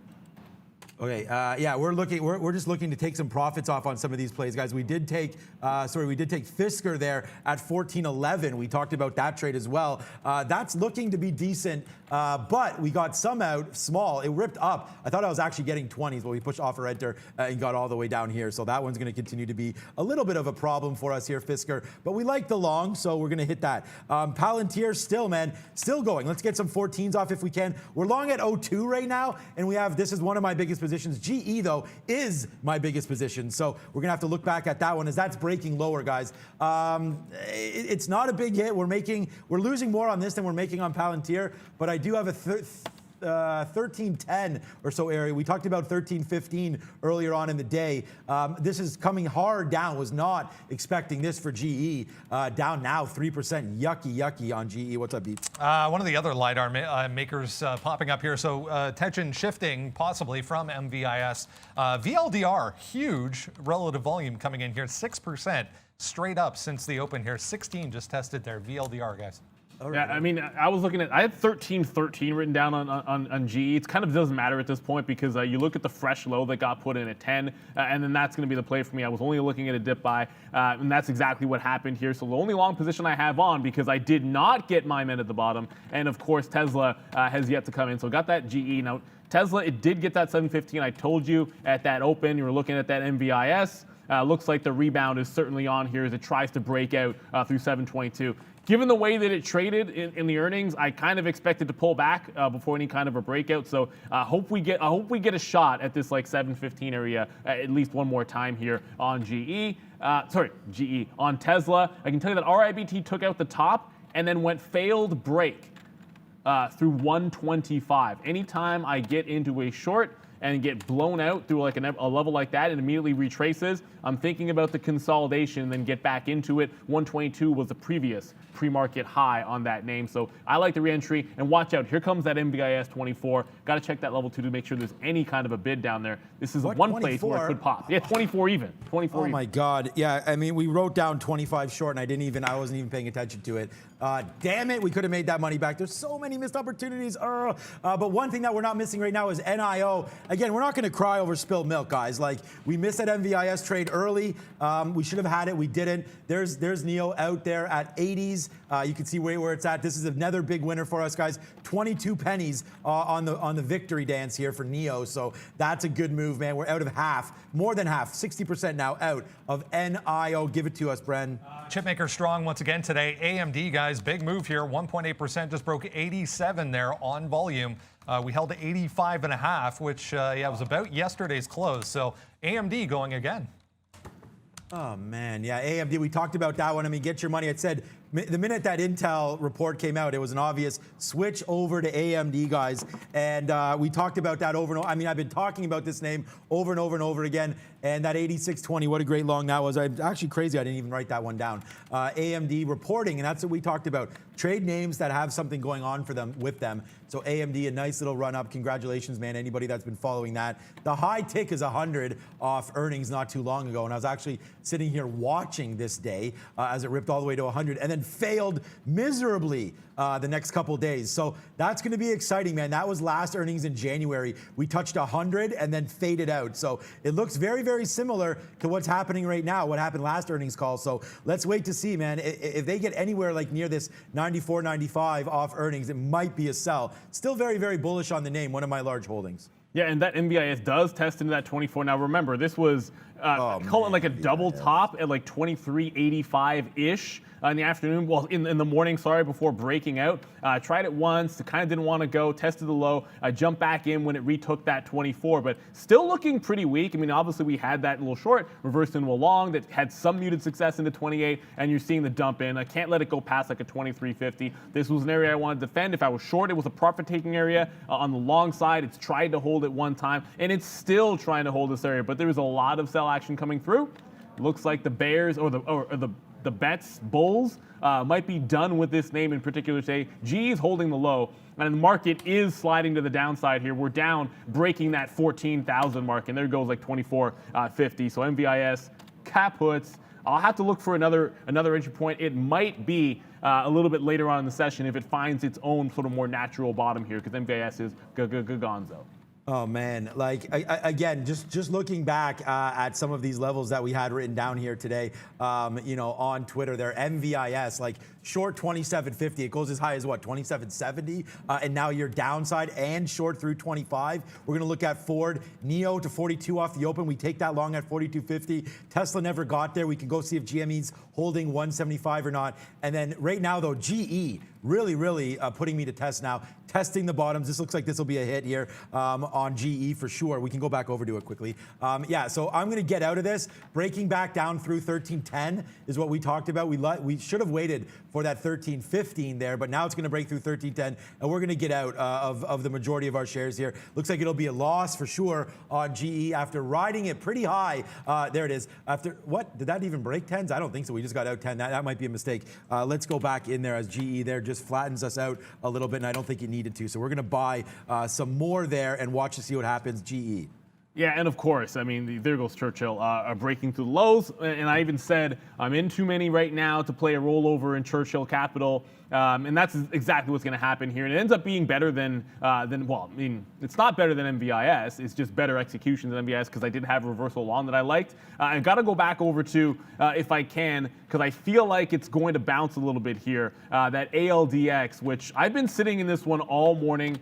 Well, not all morning. I mean, very close to all morning. 8 o'clock is when I got into the short on that 8 o'clock pop. Some retail traders came in and took this to 14 even. It just got back to 14 rollover. It was a little distracted trading MVIS and did not catch that rollover, but it couldn't get past that 13.25 where I initially got out in the pre-market. That's a bit of a sign of strength. I'm not going to average into this one at 14 again. I'm just going to simply get out at break even. I got a 97 short on this one. It's going to be a small loss depending on what slippage works out to be, guys. So some signs of strength coming into that ALDX. Of course, another name from our watch list. Busy morning here. Brendan, what's up, bud? Not something that's going to move the stock at all, but interesting here. The FCC going to vote on an approval for Elon Musk's SpaceX plan to deploy a Starlink satellite at lower orbit levels. Guys, just saw that pop up.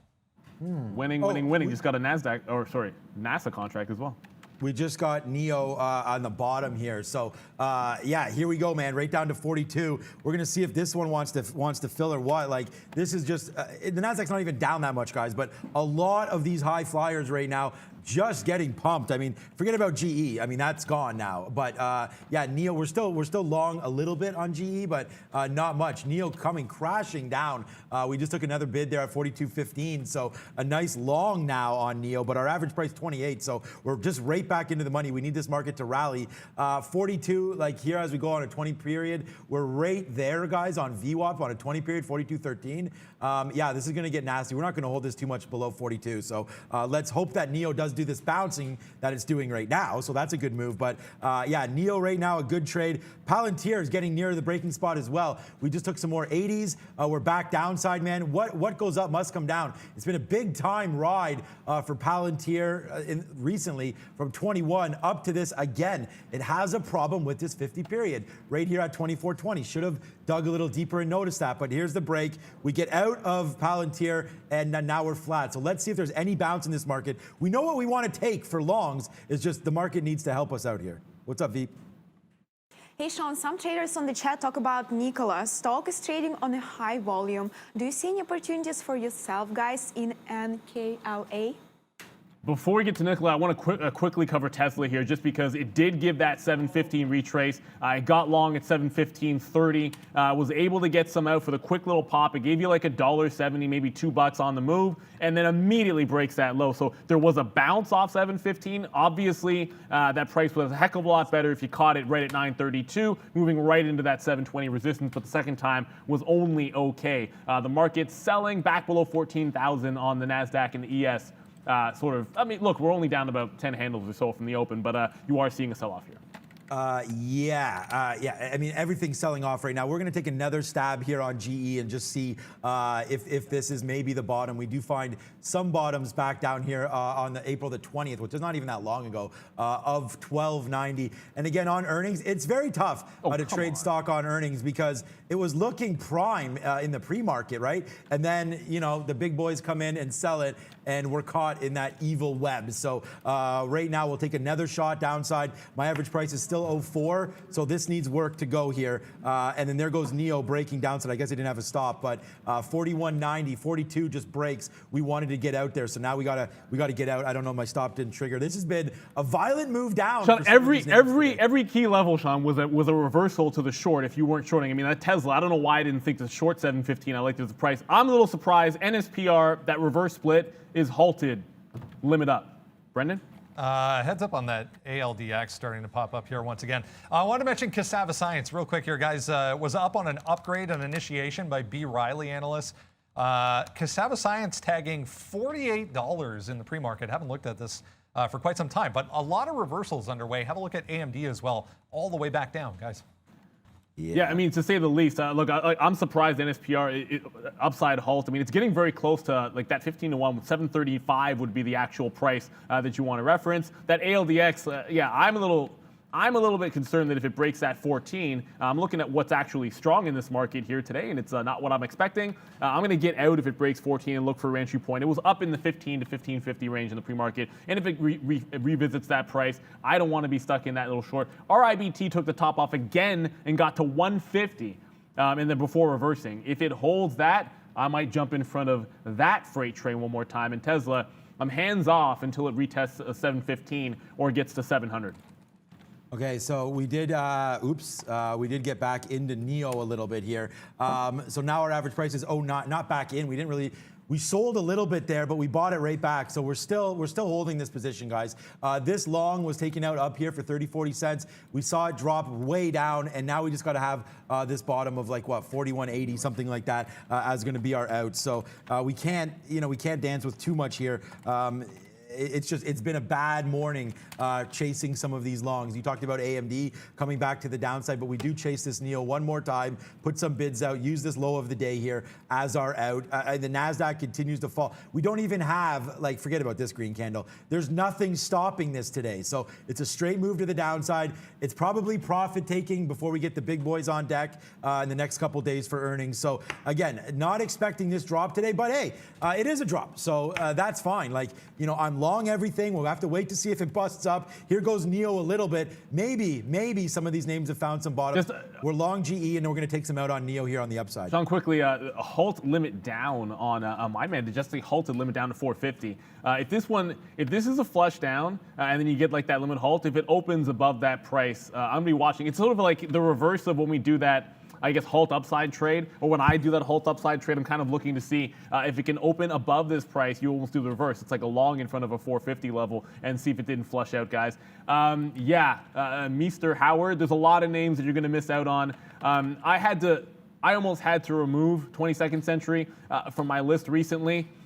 Just because it wasn't putting in the volatility that I was expecting a couple times, but that is an unbelievable pop-up and reversal. Brendan? Crocs, I just noticed, guys. The Justin Bieber effect in full effect. All-time highs here for Crocs today. 15% on the day, guys. Yeah, it's Bieber crazy time now for you guys. Okay, so Justin Bieber, GE here. I don't think Bieber has anything to do with them, but a nice bottom pick there for sure. We showed you guys that bottom. NEO almost went there. We were almost. I thought NEO could go. That was that bottom there, 1290. For some reason, we touched that. No idea why we do that today. Obviously, it's earnings, so I have an idea why. But right to the downside there, was not expecting that, but that's okay. We're actually, believe it or not, we're making back a lot of that right now on GE. Right back. That's why I'm cashing out, because I feel like this, to take one of Neil's lines, this is looking a donkey in the face today, because GE just got crushed, and now we're able to take a little bit of cash off this name. I think it might be worth it. The same kind of feels I'm getting for NEO right now. What the hell just happened there? We got out lot on GE there. I don't know. That must have something must have triggered there. But a nice out on GE on the upside. Wow, we're making a hell of a lot of money back now, guys, as the market is in rally mode. Bang, we picked up some bottoms. Look, it's not a great day, but hey, we just bottom fished there and quite profitable. What's up, Brendo? This little rice brand we had on the, I laugh because it's a teeny tiny food processor, and I mean 42 million on the market cap there for this one, RIBT. This is impressive, just smashed through 150 like it wasn't even there. Now 65% for rice brand, guys. Yeah, going absolutely nuts. The reopen happened on that NSPR. This, of course, is the, I guess the reverse split. It tries to break higher. When it retakes that sort of halt price at 670, I like to use that for an entry point. I get in, I take a few more shares. If it takes out the high, I'm out. If it breaks lower, I got to look to about like 6 to 625 or so as a nice little area to take some profit. And again, this is a 15-to-1 reverse play. It was a 49-cent stock. Don't get tripped up by thinking otherwise here. And I'm still waiting for my med to open back up. I think if it's 5-minute halt, then we got about 1 minute until that happens. Look, there's a lot of names to talk about here today, and I haven't gotten too far away from that ALDX. I did think it was going to break through, and I think Brendan even said, alert, watch out for this one. It could break through that 14. It does not. So it's now 2 tests at that particular level. If it goes through that price, I don't want to reverse long. I kind of want to see if there's a failed break. Like if it goes up, can't get to like 20s or so, that's the only way I would get back into the short side of the trade. But I'm not actually looking to go long on that trade. Just added that NSPR. Haven't taken anything off, but it is sliding to the downside.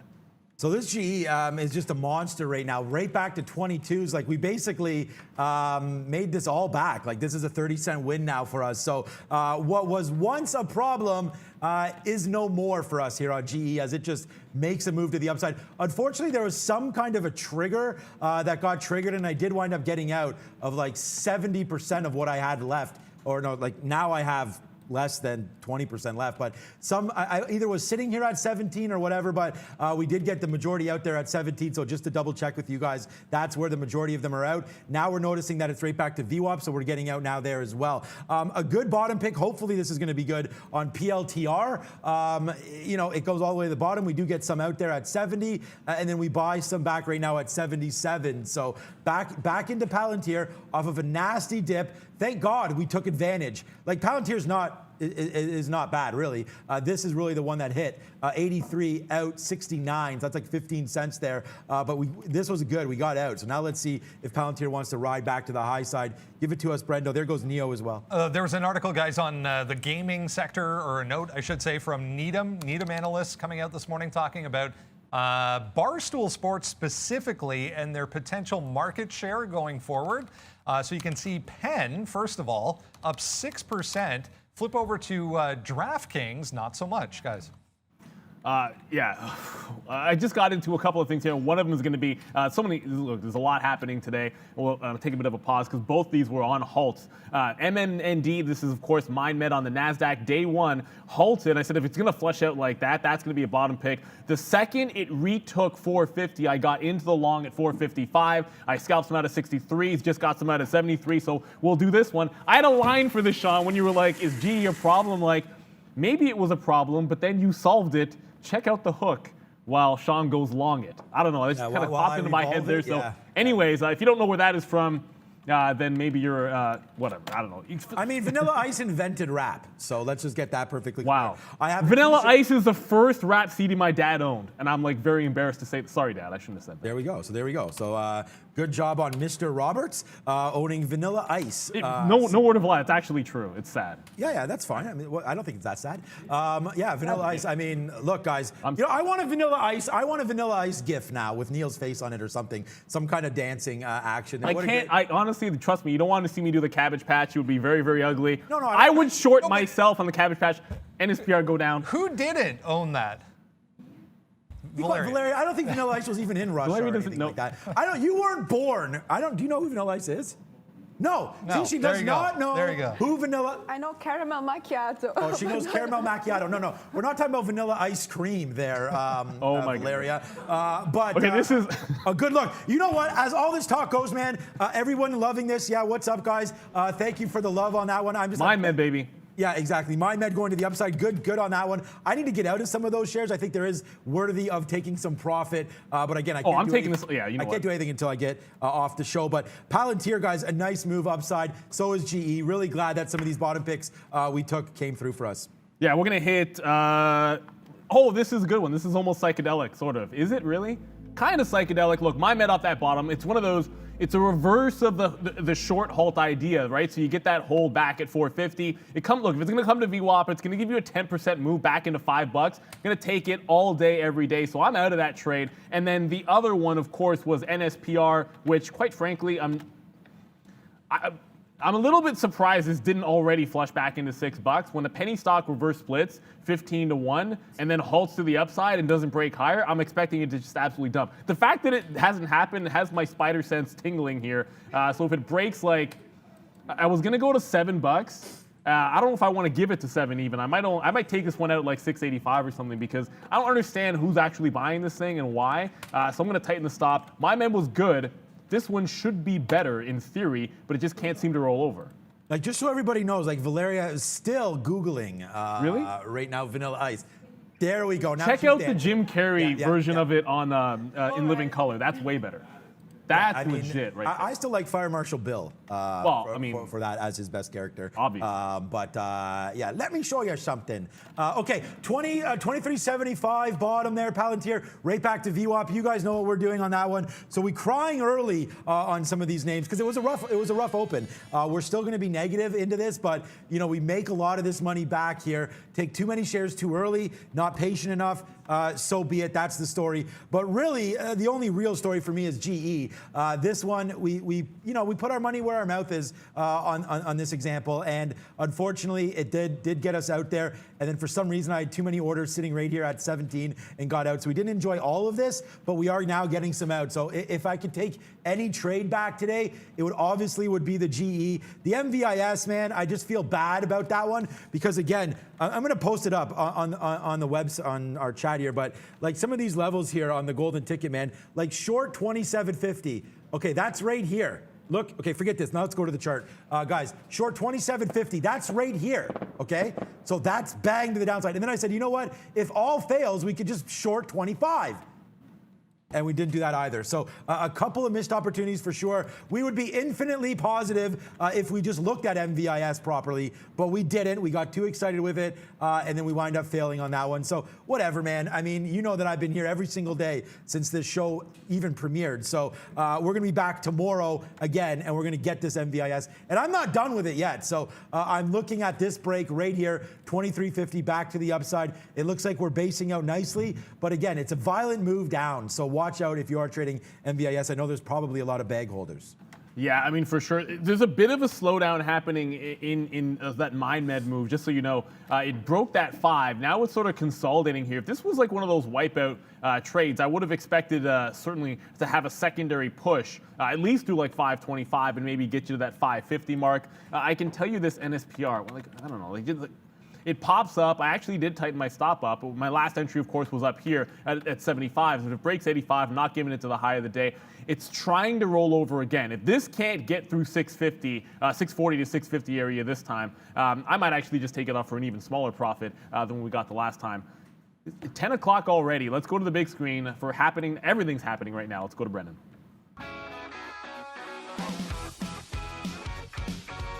Hey guys, 10 o'clock. Let's have a look at North American markets. U.S. markets down here, back in the red. That is why we have Brazil, the TSX here in Toronto, and the Russell, the only one, 0.02% in positive territory, but about 0.2, 0.2, 0.3 here for the NASDAQ leading, the S&P and the Dow also in negative territory. The composite and the 100 both in negative territory. That typically means that, we're going to be red on the day. A couple of things that we were looking at in the pre-market off the morning note that we send out, guys. Tesla did finally let go of that low, so a nice move down to 704. Look at the volume coming into Tesla today on the sell side. So big move down now 4% for Tesla. GameStop as well, still up on the day, but we're definitely not continuing. 188 was the high up there. We're back to 176, guys, for GameStop.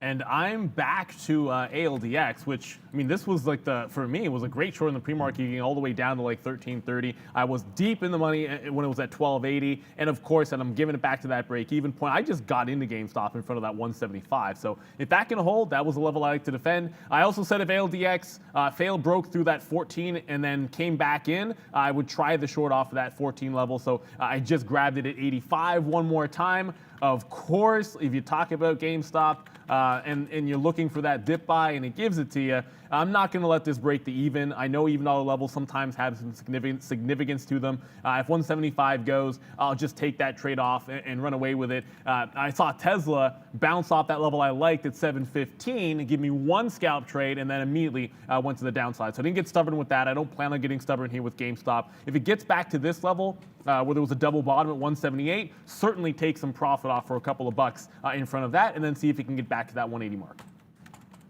Yeah, I mean, I'm not going to miss this GameStop, that's for damn sure. So I'm going to go long. I mean, I missed every other call that I made today. So GameStop at 175, we're going to watch that. So we're going to go long now too.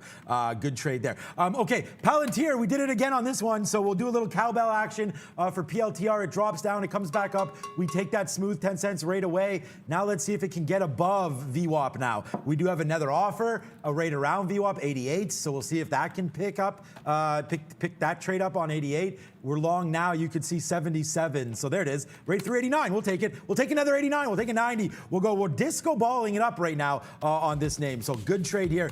We're in the money nicely now on GameStop over $2. So, or sorry, over $1.50. The spread is just got me there.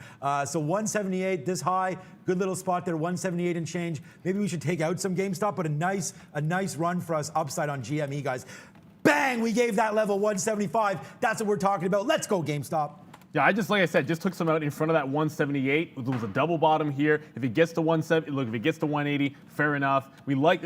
It's always important to go back into why we were looking at these levels, because I know we had the same one here, and it's just going to be that top, this 174.66 peak top. You're looking for somewhere to buy in a dip, and if that's your plan of action, you look to see if a resistance turns into support. That's what happened here. Was a similar look to what happened in Tesla, only Tesla didn't really give you much of a bounce. I don't know that it goes too much further than that 180 to 182 zone, so I'm going to take some out in front of that even dollar range. We've seen GameStop get, I guess, not spready, but like range bound, I suppose is the word. Where it'll go in these $5 moves. If the same thing happens, I'm gonna get out there and then look to see if it retest that level over and over again, and you get another crack at 175.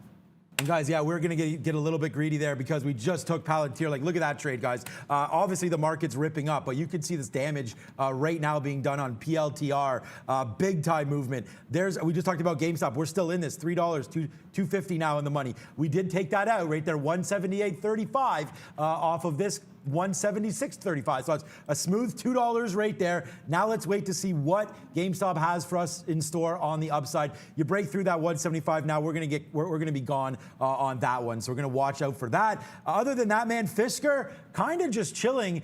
It did dip down. We have no worries on this one.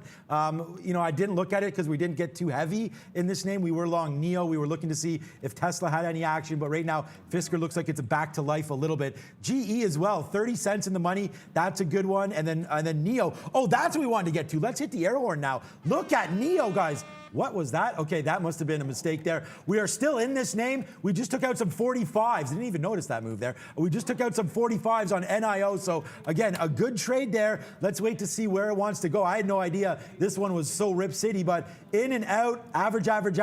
Thank God it didn't break, but it almost did. NIO turns out to be a decent winner here. Was not expecting this kind of a move, but hey, man, we'll take it.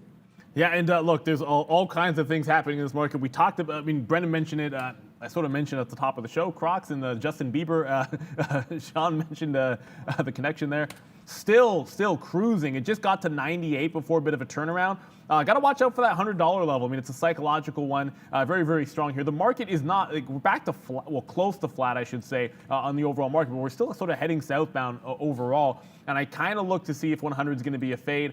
You like liquidity levels on stocks that don't always do a ton of volume. So Crocs 100 going to be a look for me. Brendan? One more to look at here, guys. 3M. I just noticed a big move to the downside today. It is off the lows significantly. 190 ended up holding down here, but they warned of higher costs to come for the Dow component, guys. 3M. Higher costs are definitely look, it's something Not everyone's good. going to be contending with, and you heard input costs talked about with like Pepsi and something like Procter and Gamble as well. So yeah, you're definitely going to have to watch out for those. I just got I was just about to get more shares in ALDX. It's bouncing off VWAP a second time though. I like the rollover. I like the fact that it couldn't get back into this 14-20 range. But I'm kind of looking at it and saying, if it can't get below 13, like 65 to 70, I don't think it's going to be worth that. So I'm backing off from averaging into this. This is essentially around the same price that we had in the pre-market. Since then, it's looked relatively strong, and the volume is holding up. That's another reason not to average in too deep.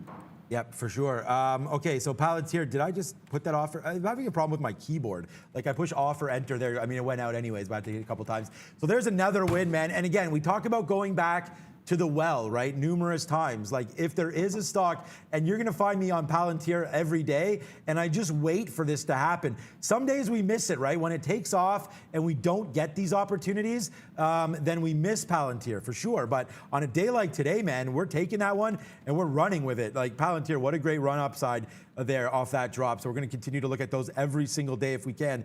NVIS, like I just retweeted about those levels, and it's an unbelievable mistake going long here, guys. Thank God we got out at 26.50, but what an awesome opportunity. I feel bad because I know that a lot of you guys are stuck on this name, but again, don't feel that bad. I mean, depends where you're long. If you're long in the last couple of days, there was definitely profit-taking opportunities. And then right here, like we do have a stopping point right where we're stopping. So like 22, we've bounced off here before, bounced around. We never really bounced off, but we bounced around here before. So 22 could hold for NVIS. So guys, not all is lost here. Let's see if NVIS can make a little run to the backside. I'll probably step into this one long. Let me just have a quicker look. We'll throw to Brendan and we'll get right back. Okay, let's have a look at Moderna real quick. We talked about yesterday, they teamed up with Sanofi to improve, I guess, their manufacturing capabilities for their COVID-19 vaccine. So big move up yesterday. Second day here, 3.5% again for mRNA, guys. So ALDX stopped out, and I just noticed a Snapchat, guys, right at that 60 level. Look, it was a failed break through 60 the first time. It's trying to make it run at the top. It's a double top. At this time, look, at this time of day, I always like this reversal, but this is certainly going to be a bit of a break setup because it's 60.02 was the previous day close, so you are looking at turning from negative to positive. You also have yesterday's session like this 60.20. I guess you want to put, it's not a top, but it's a resistance point certainly in the afternoon. So watch out for Snapchat. I am going short in front of it first, but I am looking for a top break. It's currently 60.12. If it goes through that, I am going to reverse from a short into a long trade. First things first, I see a double top on a level like that, and I'm going to short it back into VWAP. So GameStop, I'm debating just taking some out here. We're just bouncing around a little bit. We did take that nice little locate there at 176 and change. And I don't know, I don't know. Does it have enough energy left in it? It has a big move yesterday, and then big move lately on, I mean, just yesterday, I guess, bouncing off 154 up to 180. That was a monster move. So do we think it can go? Hell yeah, we do. We are still long right now, GME, again, off that 175 level. So let's see if this one can go. Like, we get back up here like 181, 182. That's probably worth cashing in a little bit. Like, look at these wins. Palantir, 25 cents. NEO was in the money, 50 cents. We let it come all the way back down. Now only 30 cents in the money. GameStop, $3 in the money. GE, 21 cents in the money. And Fisker right now down 6 cents on Fisker. Boo-hoo, Fisker. Let's see if it wants to go, man. We're looking at 14.50. But yeah, some of these levels, just check them out on the sticky note today. They were pretty good. And again, it's not, I've lost on these notes. So not lost. I mean, the only thing I made a mistake on was basically this GE not holding that 13.15. And then obviously MVIS was the big one on here. Fisker 14.50, we never got to there, but like short 27.50 and then also short 25 there, big time trading. And then NEO hold 42 off open. I mean, that's exactly the price that I have long now, 42.01s, and you just saw that move, and we did hold 42. I mean, this is exactly what we're talking about when we're saying hold 42. Like, go down to 41.80. Like, if you're taking a 20-cent hit on NEO when you just talked about defending 42, then there's something, you're not trading correctly. So that's, again, depends on how you trade, but be aggressive when you write down your levels. That's just why we took a bath on GE, right? The same kind of thing. We defended the levels that we wrote down. And then when they broke lower, went 10 cents lower than that, and we got out. Well worth the risk. Now we're out of GE, very, very small position now, and we'll look to reload it. So that's kind of stuff you have to do, but I'm super happy with the way this day has actually turned itself around. You're going to take some negative days. It doesn't happen often, but when it turns around like this, you got to take the profits. Exactly. We'll go arrows up. I just got out of GameStop. I talked about that cluster that I was looking at, that 180 area. It's like 179 up into like 181. It just stalls out in front of that 180, starts to slow down. I took mine off. We'll take that $4 and sort of run away from it. If it comes back to 175, I'll try to pick some shares up. I got 175.75 last time. If it tests it again, I want a better price. It'll be something closer to that 125 quarter. Just simply because the second time it tests a level like that, it's a little bit more likely, I think, to break instead of getting that rubber band effect. Brendan's got another name for it. I noticed Alibaba a little bit earlier, guys, popped up on the volume scanner here. You can see to the downside, there was a big spike down. I'll show you why. Their Ant Group IPO, their spinoff of their finance division, under investigation by the IPO of Ant, under investigation by Beijing officials. So heads up on Alibaba, but huge reversal here, just ripping back higher, guys. Yeah, what a Get surprise. out of the way of that. Yeah, I mean, the CCP they kidnapped Jack Ma, and now they're going after their division of Ant. Look, the last couple buys on this stock, you guys know I'm long this name. It's a good name. It's for my long-term portfolio. We were buying it, we haven't bought it recently. We bought it in this dip, down to 220. I think the best price I have is 221. But we were also buying it up here, 260s, 280s, things like that. So my average price is probably I have to check, but it's probably right around here. So I still think Alibaba is a great long-term hold. I think you got to have some Chinese exposure. That economy is absolutely robust and booming. So you got to have some exposure. I think you buy Alibaba on any weakness, including that story right there, 232. A nice move, basically straight to the upside. So thanks for bringing that to our attention, Brendan. I like this break of 235.25. I want to kick myself over this one. I agree with everything you said there. This is ALDX here. This is like me getting stopped out when I tightened the stop. And of course, it just made a big plus. Someone just mentioned that there was they saw something level 2. I didn't see what you saw, but I did see a monster buyer on this. And I don't know why this is getting bought up. It is what it is. That little, I don't know, penny stock, reverse split. There was 100,000 shares just propping this up at about, of course it's not going to do this to me, at about 690 or so on NSPR. I don't see it now. There is a buyer at 672. This is holding up and still continuing to run to the upside. I'm probably not done shorting it, but until it makes a break down through 640, I am going to have to sit on the sidelines when it comes to NSPR. No idea why it's running, but it is. There goes Alibaba. We're ready to take out the top on Alibaba for sure. Okay, so we're offering, I thought I was, 181. So we get a little higher here on, I might just cancel this. I was going to say we're offering some MindMed upside now, but this is a big win, man. This is $4 in the money. And again, there it is right there. Me and Neil both talk about that GameStop right there. Will it hold that 175? Apparently it does. So that's it. There we go. Let's go, man. We're 181. Hell yeah, to the upside. $5 now in the money. Alibaba also, Brendan and Neil, takes out the top. So we're going to go long there through 35. Let's see if it wants to go now. Let's put it back to Alibaba. There it is. Nice little long on Alibaba. Go, baby. Bang! There it is. Instantly, the money comes raining down on that one. A nice little 235 up to 75. That's 50, 40 cents there. We take out a half of it. Now let's see if Alibaba continues to run. Hey, man, from what went from a bad day over to a good day. We traded that around in only 25 minutes. Thank you very much for the market. This is why you can see I'm a little passionate about what I'm doing. What's up, Brendan? Yeah, huge bounce there for Alibaba. Arcadia from way back a year or two ago. We were talking about this one just popping up here on volume, guys, through $3. Nothing significant as far as news is concerned. They actually got Health Canada approval going back to last week. Health Canada approval for some hemp products in this country, guys. Wowzers. And talk about snapping back. I talked about a double top on Snapchat, shorted into VWAP before looking for a reversal. I mean, the second I got out here at 59.60, it just immediately, just in a couple of minutes, spiked right back up through the high. I took another crack at it, this time at 60, at 60 even. If he makes the same trade, fair enough. At some point, this is going to be a breakout through that little double top. When it does, I am looking to go long, but I mean, I shouldn't look that gift horse in the mouth here. I should try and take some off it like I did last time in the 70s, this time in the 80s and probably the mid 60s. At this point, because it didn't bounce off VWAP in particular, you got to think about taking some profit off it. Maybe not as good of a price as before, but wowzers. That was quick.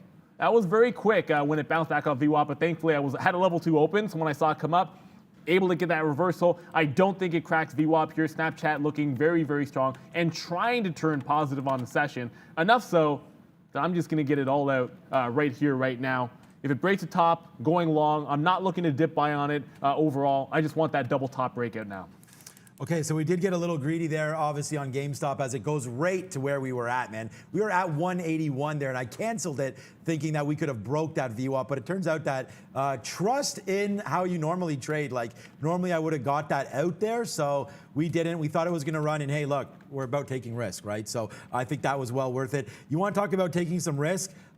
This is what I'm going to do. I'm going to give Alibaba. So we just took that profit there, and it's only 50, what was it, 235, out 75, so 40 cents. So we take that 40-cent win on half. I'm going to hold the rest, but this is the thing. I want to, like, I'm willing to lose on this trade. I don't need to turn a winning trade into a winning trade. I could turn a winning trade into a losing trade. That's going to be this plan. If this comes back down here to 234, I'm going to get out. So I have no plans of getting this one out for flat at all. I think this one can rip now. Maybe, I mean, I know they're being investigated, so this could be horrible, obviously, but a nice move down, pick some up there. I think we have this base. This is going to be my out, sort of right where Brendan gave us that story at 234. We'll average in, and I'm prepared to lose on this one. And again, that sounds crazy, but I just think that we can't give this too much like leeway to the downside. I'm not going to give it all the way to 234. But just because it's a $200 name, it's a Chinese name, there's news around it, it's just so silly if I get out of this one right here for a flat trade. So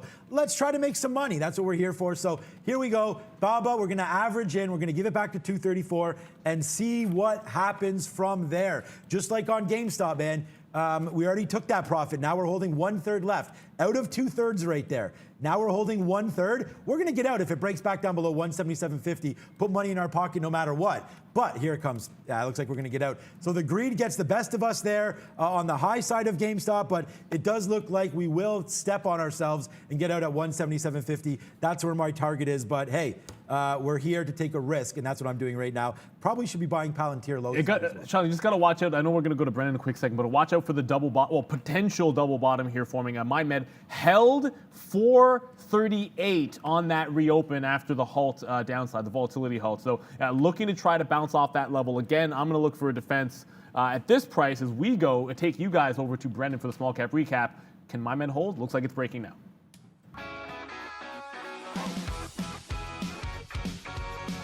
Hey guys, yeah, small cap time. Let's jump into a few things we were talking about in the pre-market this morning. Ocugen from the past couple of days has been up on positive COVID news. We were mentioning 11. This is $11 even. Support early on the past couple of days ends up being resistance here in the pre-market. Pretty easy on this one. It has been relatively volatile, so a big range on this. Just be prepared for some swings if you're trying to get back into this. I'll revisit 1080, 1090 in front of that 11 again, but that has room down to 10 in my opinion. Let's go over to MVIS. It's a mid cap, but probably should be a small cap. 27 and 27.50, some levels from yesterday in the aftermarket as well. Ends up being the spot to be looking at in the pre-market this morning. Tried it once in front of 27. That doesn't work, but as soon as it gives you that hard reversal, it's a sign of things to come. So you got to be able to take it again all the way down to $22 now. This thing cannot bounce. I took this again on the bounce, but it just could not get higher this morning and still falling for MVIS. So watch out for 24 now, I think. On MVIS. One more real quick. ALDX, just watching 1450. Did give you this breakdown initially, but 1450 seems to be a bit of a spot. Tried it twice, but a little bit thin on ALDX, guys. It's getting thin on Tesla as it approaches that 700 level. Thank goodness that one bounce. And again, you have to have a bit of an out. 715 was going to be it. I see GameStop still holding up at 178, so it's not retesting 175. But Tesla next level was going to be the hundreds, 700 even. If I tried 705, fair enough. It's trying to give you a bit of a winner. That's not the level I want to defend. I was just before we went into Brendan there talking a little bit about MindMed, and it tried to hold out at that 450 level. Sorry, that 438, that 448, 450 level for the bottom. There was just no bid. I didn't anticipate that it was going to flush all the way down to 4. So the second I saw no try of a turn, it broke the price and couldn't retake it. That's the way I like to get into it. If I had been looking for even a 410 defense, I probably would be long at 420 at this point, but I didn't see that one coming. At this point, if it gets to 5, I have to at least think about like a 490 short and then maybe a 5 into a 5 reversal. And it is what it is. We talk about winners, we talk about losers, we talk about bad reads.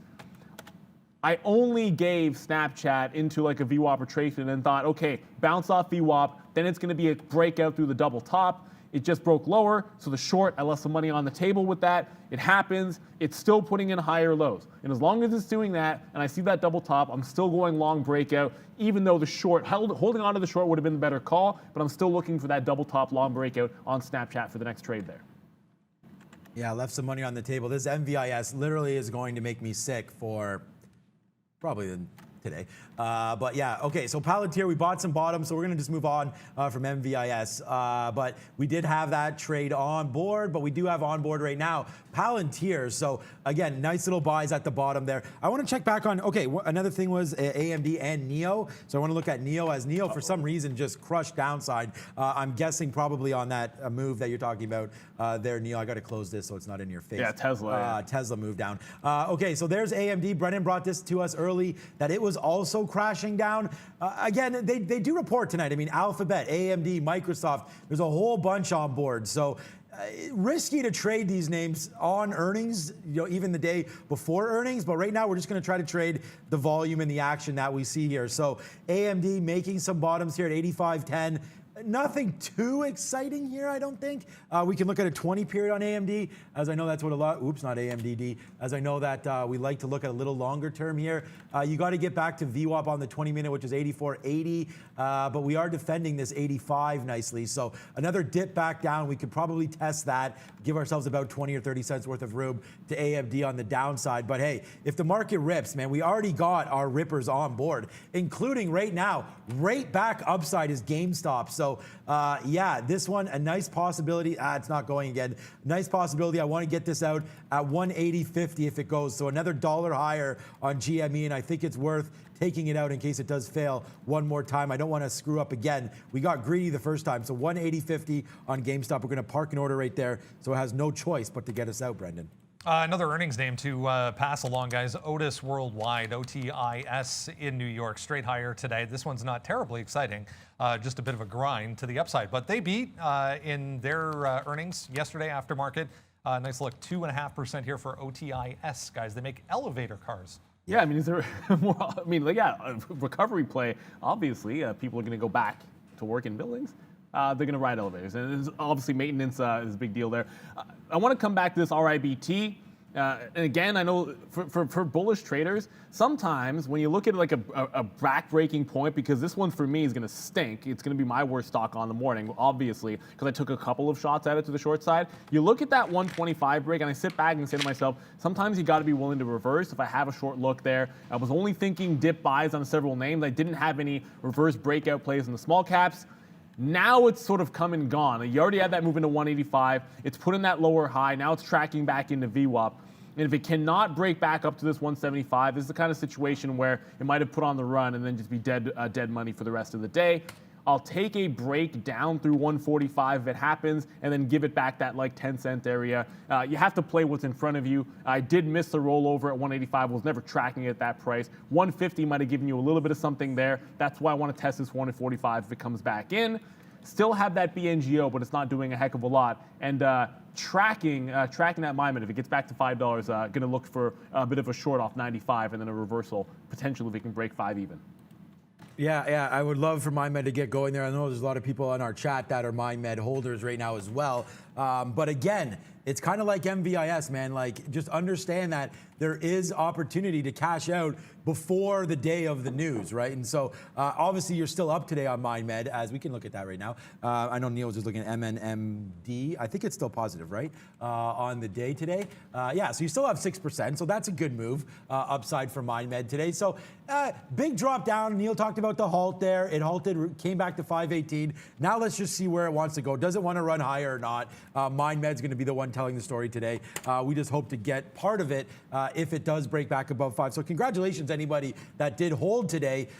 We were, and now we're flat on it, but we were still up. So not a horrible decision, but yeah, you did miss that very high place early on in the day, and I think that's a good spot to get out, needless to say. GameStop just continues to like dance around. You guys know where I'm trying to get out, so hopefully it can come back to that 180.50. It stops at 180.20 last time, so we're just hoping to get a little bit of more love on that name. Palantir up to 92, that's a winner. Fisker moving around, and then there's the big dog right now. We turned bullish, as you guys know. We didn't turn it.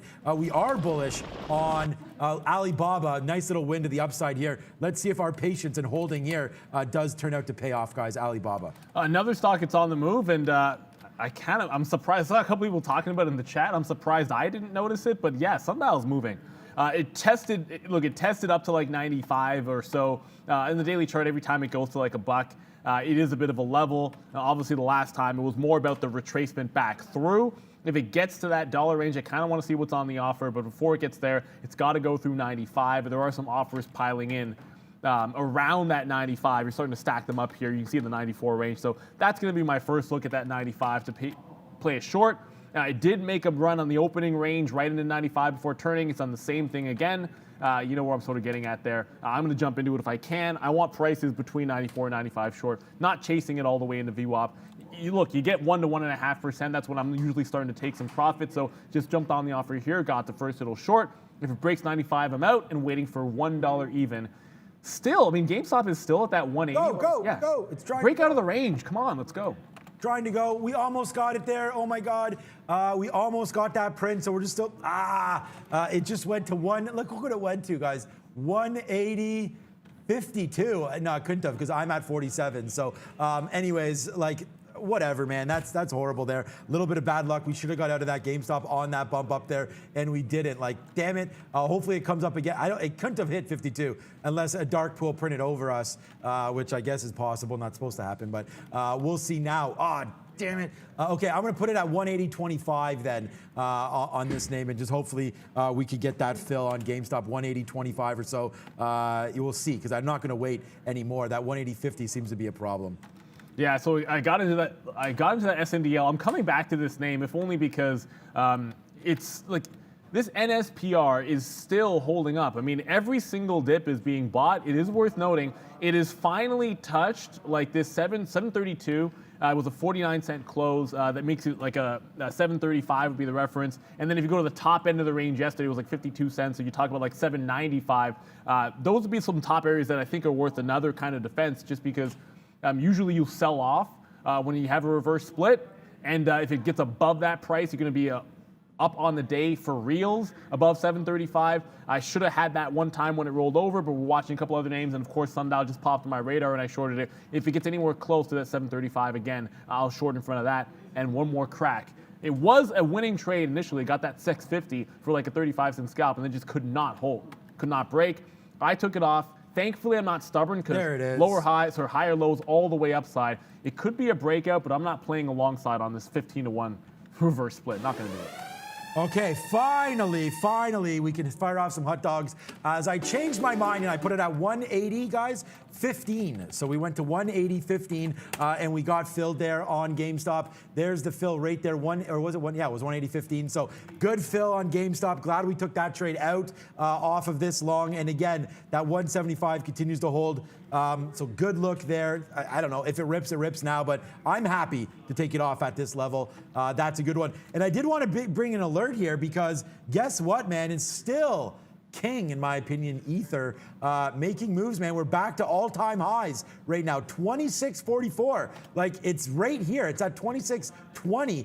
Someone said, like, Ether didn't get hit in that move down. Like, it did. Like, that's 2,700. There was the high. It went to 2,100. So you do the math on the downside. It's a $27 stock going to 21. So that's, to me, that's a hit there. But anyways, if you picked it up, that's great. Ether, congratulations. That's now making new highs. Unlike Bitcoin touching 55,000. There we go. Good trade, though, anyways, on GameStop, and good trade for anybody looking at ETH as well. What's up, B? All right, we saw this NNDM pop up in the pre-market here on some positive news. Just noticed all the way back, and then some. 850, big level if you go to the daily chart over here. Both directions, support and resistance. So still positive, yeah, but struggling back at 850 for NNDM. It's 10:30. Let's get a check on European markets. 1 hour left in the day over there. What's up, V? Hey Brandon, European markets are mixed. Blue chip companies' earnings are in focus. Oil major BP trading in London is up around 1% as its first quarter profit increased due to stronger oil prices. Back to you. I saw a headline this morning in the pre-market regarding a oil tanker and the possibility of a possible pirate attack over in the Middle East, but I guess that nothing came of that, but oil itself did move on that note, guys. Worth look there. It was actually just double checking one name that we discussed it very, very briefly in the morning here, and that was going to be Churchill, making a bit of a rebound. I just saw MVIS popping back up. I mean, it just caught a little bit of a bid trying to get back to that 23 level, but maybe a bigger bid as it was a wick down on CCIV that got it to like 22.50, and then like a snap back up. When you get those sort of flush out bottoms on a stock where you had one parabolic move, well, not parabolic, but big move to the downside. You had one like wipeout and then rebound trade. I kind of like to see if this thing can get back and break like a 23.50 here after it's made such a harsh bottom. So I know I said I wasn't going to trade that Churchill. I would have looked short off the open, but I was trading MVIS and bungling it instead. Thought it was the right call. The other shorts are certainly solid. CCIV is back on the radar. I'm looking 23.50 for a bit of a long break. Now I know it's 10.30, so definitely going to be at least a little bit of a scalp from there into that like 75 mark, and then see if it can hold throughout lunchtime, because there could be some rinse and repeat, especially if it consolidates off VWAP. Have to anticipate that could happen given the time of the day. Okay, so just to review back on GameStop, man, do I feel like even dumber than I normally do. Like up to 184, like I was begging for this thing to come back to these levels. And when it did, I very foolishly celebrated a win of $6, which is still, sorry, $4, which is still nice, but this would be even nicer, $7 to the upside right there. But some good levels coming through there. We both picked that 175 off of GameStop. So, hey, have to be happy with that. A win, like you keep saying, is a win. But needless to say, a win could have been a lot bigger of a win. So we have to look at that. You know what? Like, I don't know. We saw this go about $1 or so in the money. This is Alibaba. It does go up to 36.10, actually 80 cents in the money, and then fades back in there. So that was probably way too greedy. We said we would hold on. I'm in here trying to average in. It never got to us. So I'm going to put another, see, maybe that was the problem there. The news is in now. I thought Alibaba would probably dance around and then rip up. It did, but 80 cents wasn't really on my radar. Probably should have been. So we're going to watch Alibaba to the downside right now. If it does come in, I'm still holding this to 234, willing to take a bath on this one. It's just been such a good name for me in the past, trading Alibaba. And talk about a good name in the past. I mean, here we go. Let's put an offer right now at 99s. Palantir, guys, like all we need right now, a couple dark pool fills there, giving us that 99. So we're now out a little bit there. I mean, that's why we get the 99s as it continues to rip. So bang today on Palantir, guys. I mean, bang, bang, bang. This is what we do every day on this name. Look for the bottoms, pick them up, and hopefully don't get the majority of our shares out when it does drop in. So, we can't hold everything to the moon, but we're trying to. And I think we did a pretty damn good job today, considering I've made back like more than double what I was down already today. So that's a good name. NEO, we got out some there. We hold our last 5%. It dumps back down below this low of the day. And NEO really struggling here, which may be coinciding with Tesla. I like it when Valeria's dancing, but I like her 2000 dance better. Oh, Neil, I'm sure you got long here. I don't know if you're waiting for 700 or not, but that's not a horrible price, 705, if you're waiting for 700. That's the problem. I was waiting for 700 on that move, and when 715 basically gave me $2, and then flat the rest of it, or really breaking and losing 50 pennies. I wasn't too happy with that. Just alert here. I know some people are watching this, but ALDX, where I got out, gave that flush, and look at the rebound. That's a big time flush out for it to come right back into 1450. I'm not shorting this one off this level. No way, no how. That actually looks like a potential break spot to that high of day. I see as like 1540 here on that 7 a.m. run to the upside. Miss V, what do you got for us? Hey guys, I would love to ask you to like this video. 6,000 people are watching us right now, but we have only 1,500 likes, which is great, but I'm pretty sure we can do better. Guys, if you love trading, if you love investing, and if you love to be profitable, please hit thumbs up right now and support trading community. Back to the traders.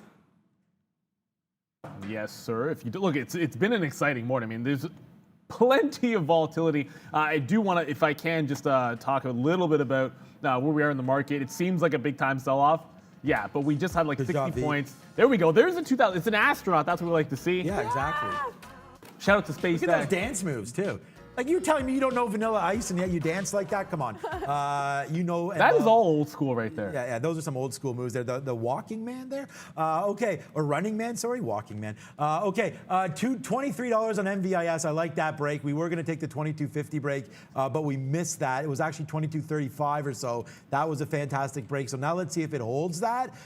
Maybe test. But the thing about it is, I don't want to stand in front of a train, right? So I'd rather break this to the upside and then, to be honest with you, take that dollar hit if I'm wrong. So I'd rather take the 23 long than stand here and get filled on the way down, because it's just, I don't want to stand in front of the momentum. I'd rather play the momentum long side. So let's wait to see if it takes out 23 here. I know there's problems. Like, I know 23.50. Oh, you know what? I think it was 23.50 that we liked. But yeah, it doesn't make sense 22.50 in here. Maybe it did right there. But I like 23.50, but I'm going to start a position with 23 if it breaks, and then get more through 23.50, I hope. But right now, struggling around 22.50. MVIS, nice move down. We called this move down. Unfortunately, these are only longs, which is what I am embarrassed about, quite frankly. But we are going to try to take a 23 bid long side here if that goes. So I'm excited to try MVIS breaking through 23. And I talked about, like, you know, you get like 1%, 1.5%, usually take some profit on short when you're in sundial. It does plop down here to like 93. I didn't get anything out. I'll rectify that. Look, I'm going to get in front of the bid if it does. But it popped back in here and I got some at 94 again. So I'm still short at 94, just 94 and change, actually. I mean, kind of rounds it upside, so 94.05 technically if you want to get there. If it breaks 95, I'm out. If it gets to VWAP, I have some bids down here to take profit. If it breaks this 92.5, you know, certainly maybe it does give you more of a win here, but you got to take your profit on a sundial when it has these upward moves if you're going to be shorting it. Tesla did bounce off 705. I mean, I don't think it got to 713 there. Certainly got to 710. And then is testing that low one more time. If it breaks it, I'm still looking at that 700 level. That's the one I was looking at this morning. I don't want to deviate too far from it. And then remember, ALDX, still trying to make a run at this 1450. So it does like a flush, looking like it was about to just absolutely die into the low of the day here at 1280. Bounces hard and then looks to be breaking out at 1450, where I want to have a bit of a long. And we talked about Snapchat, that double top. Should have hung on, obviously, to those shorts a little bit deeper. You know, could have gotten extra like 30, 40 cents out of it, maybe. It has broken back above VWAP, so I still like the breakout. It's still putting in higher lows as far as I can see here, and I like that break. It's currently 60.13. I mean, I'll round it up to 60.15 every single time for the long break on Snapchat, but it's basically flat on the session. Kind of in that range where you look at what happened in yesterday afternoon, where it held the bottom, 58.50, holding about the same bottom this morning. Let's look for that breakout. It's also the afternoon high on Snapchat. Yeah, I did also want to talk just slightly about BABA here, because whoops, I just alphabetically sorted my blotter. Okay, so we did get long here on Alibaba again. Again, perfectly. This is all part of the master plan. We are all part of the master plan, and in order to make money, you know, we got to try things, right? And so right now we are giving this a go here. We're waiting for 234 to break. It doesn't. The problem here, guys, is NASDAQ just making new day low. I mean, I guess this is the day low, but we're cracking below these levels right now. So Alibaba probably comes out. But again, you know, this is good. Like, I'm happy taking this position. We're going to come into VWAP. We should have taken the profit out, but this is the plan. I'm trying to get this back to the upside. We're only out of the money, 35 cents, but the market is coming back down and crashing. So just pay attention. If any of these longs come in, you have to play the market. NASDAQ down today. We were only up 0.7 yesterday or so. So giving it all back today, and we'll just see what happens. Here we go, Alibaba. Maybe this turns upside. I'm getting out right here if we can, 235.40. We're long now 96. So the fact that I'm like talking about this when we're out of the money 6 pennies, you know, normally that's nothing. I don't think it is. Let's see if we get to 235.40, then we'll ring the Reggie on this one, guys. Brendan at the big screen. Actually looks like a pretty mixed board up there, big guy.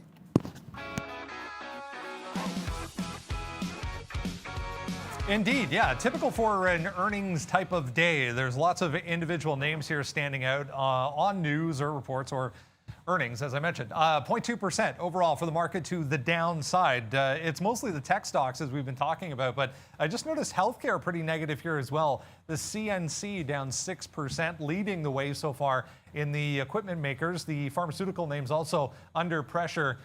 Eli Lilly, tough to see, I know, but Eli Lilly there, 1.9. Regeneron there as well, 1.5% to the downside. So some of the healthcare names and tech stocks leading the way. Industrials looking pretty good so far. Mentioned UPS there on earnings, positive, almost 12%. FedEx being dragged along with that, 5.5%. There was actually an upgrade on FedEx today as well. So transportation, capital goods, a little bit mixed. There's GE, there's 3M. We mentioned both in negative territory.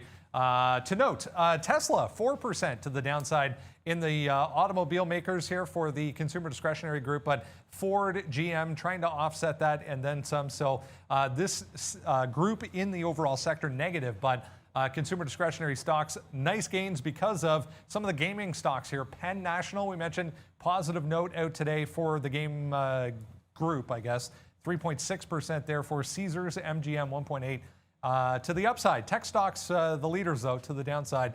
It's the software equipment makers, semiconductors, and the hardware equipment makers all in negative territory. But overall, as we said, only 0.2% here, guys, for the market. Back over to you. Yeah, I'm just playing around here with you, Stefan, on the board there. We talked about ETH is tanking right now. Yeah, and then I was just joking around. We may need to define what a tank is because we aren't tanking at all. ETH now right at this all-time high. Like, how high do we go? Nobody knows. Try 5,000. I'm just throwing out numbers because it's doubled. I don't know where these names go. I'm actually much more excited I'm super excited about ETH. ETH is my largest holding, guys. Actually, Cardano at these prices may have overtaken it. But ETH, much, much bigger holding for me than BTC. I have Ripple. I have Stellar Lumens, which is XLM. Ripple XRP. I have ADA, which you guys know about. What else? There's one I'm missing in there. Oh, I bought some Matic. You can check out that MATIC there, working on the Ethereum network. So, okay, that's that. Enough talk about that. But yeah, we are not tanking. A tank to me is like at least a 10% move to the downside, and it has to happen relatively fast. Maybe 5% if it's like an intraday move. So that's my definition. It's not really a definition. That's just what I look at when we talk about a stock is tanking. It needs to be a little bit of a bigger move than that. You could trade some ETHE here. I've done a little bit of it. You can see it's made a nice move up. That's up 3% today, ETHE. As you can see, it doesn't, they reverse split to the downside. There's actually a Litecoin, LTCN, over there on the pink sheets. I meant to talk to Jeff about this one. It's doing absolutely no volume. Why? Because it's $228 damn dollars. If this one, Jeff, shout out to Jeff Mendel over there on the OTC markets. You want this thing to trade, you got to convince. I think this is a grayscale product. They got to go like 20 to 1. And then you'll get some volume on that one. But Litecoin doesn't get the love anyways that the other two do. So that's the other one. Get him back on there. Like, Litecoin is the other one I own. I want to do the fist bump, and this is a fist bump for you guys, because every time I miss out on a move in Sundial, I kind of get upset at myself. But it does come back into VWAP. I sort of talked about it here. I've taken half my position off. Like I had my bids out there. You guys can sort of see here when it first tested like 93, and then just in front that 92.75, and then 92.50, which I did say was the next level down. If it breaks this, fair enough. I'll hold on to see if it makes a move down into 90 cents. And at this point, if I reload in front of 95, it would probably literally have to be like 94.7, 94.8, a much, much better price than 94 even. It is an upward trending stock. You can't ignore something like that. And then ALDX, which I was sitting here like ready to go. It tried to break, and this was like 1440 that was holding, but I'm looking at 1450, that last little spike here. It holds 1450 and is now reversing. I still like the breakout. Obviously, it didn't happen. I talked about not shorting it. Clearly, that might have been the wrong call there. If I had gone short, I would be in the money and just holding to see if it couldn't retest that 13 on the flush. That was such a strong sell-off that when it retested the high, I'm like, that has to shake a bunch of people out and then scare some other bag holders here. If you're holding on to a short trade and didn't take profit when it did this, and the next thing you know, it's right back at your stop level, I promise you, you're probably looking to get out. I finally get into this RIBT again, RBIT.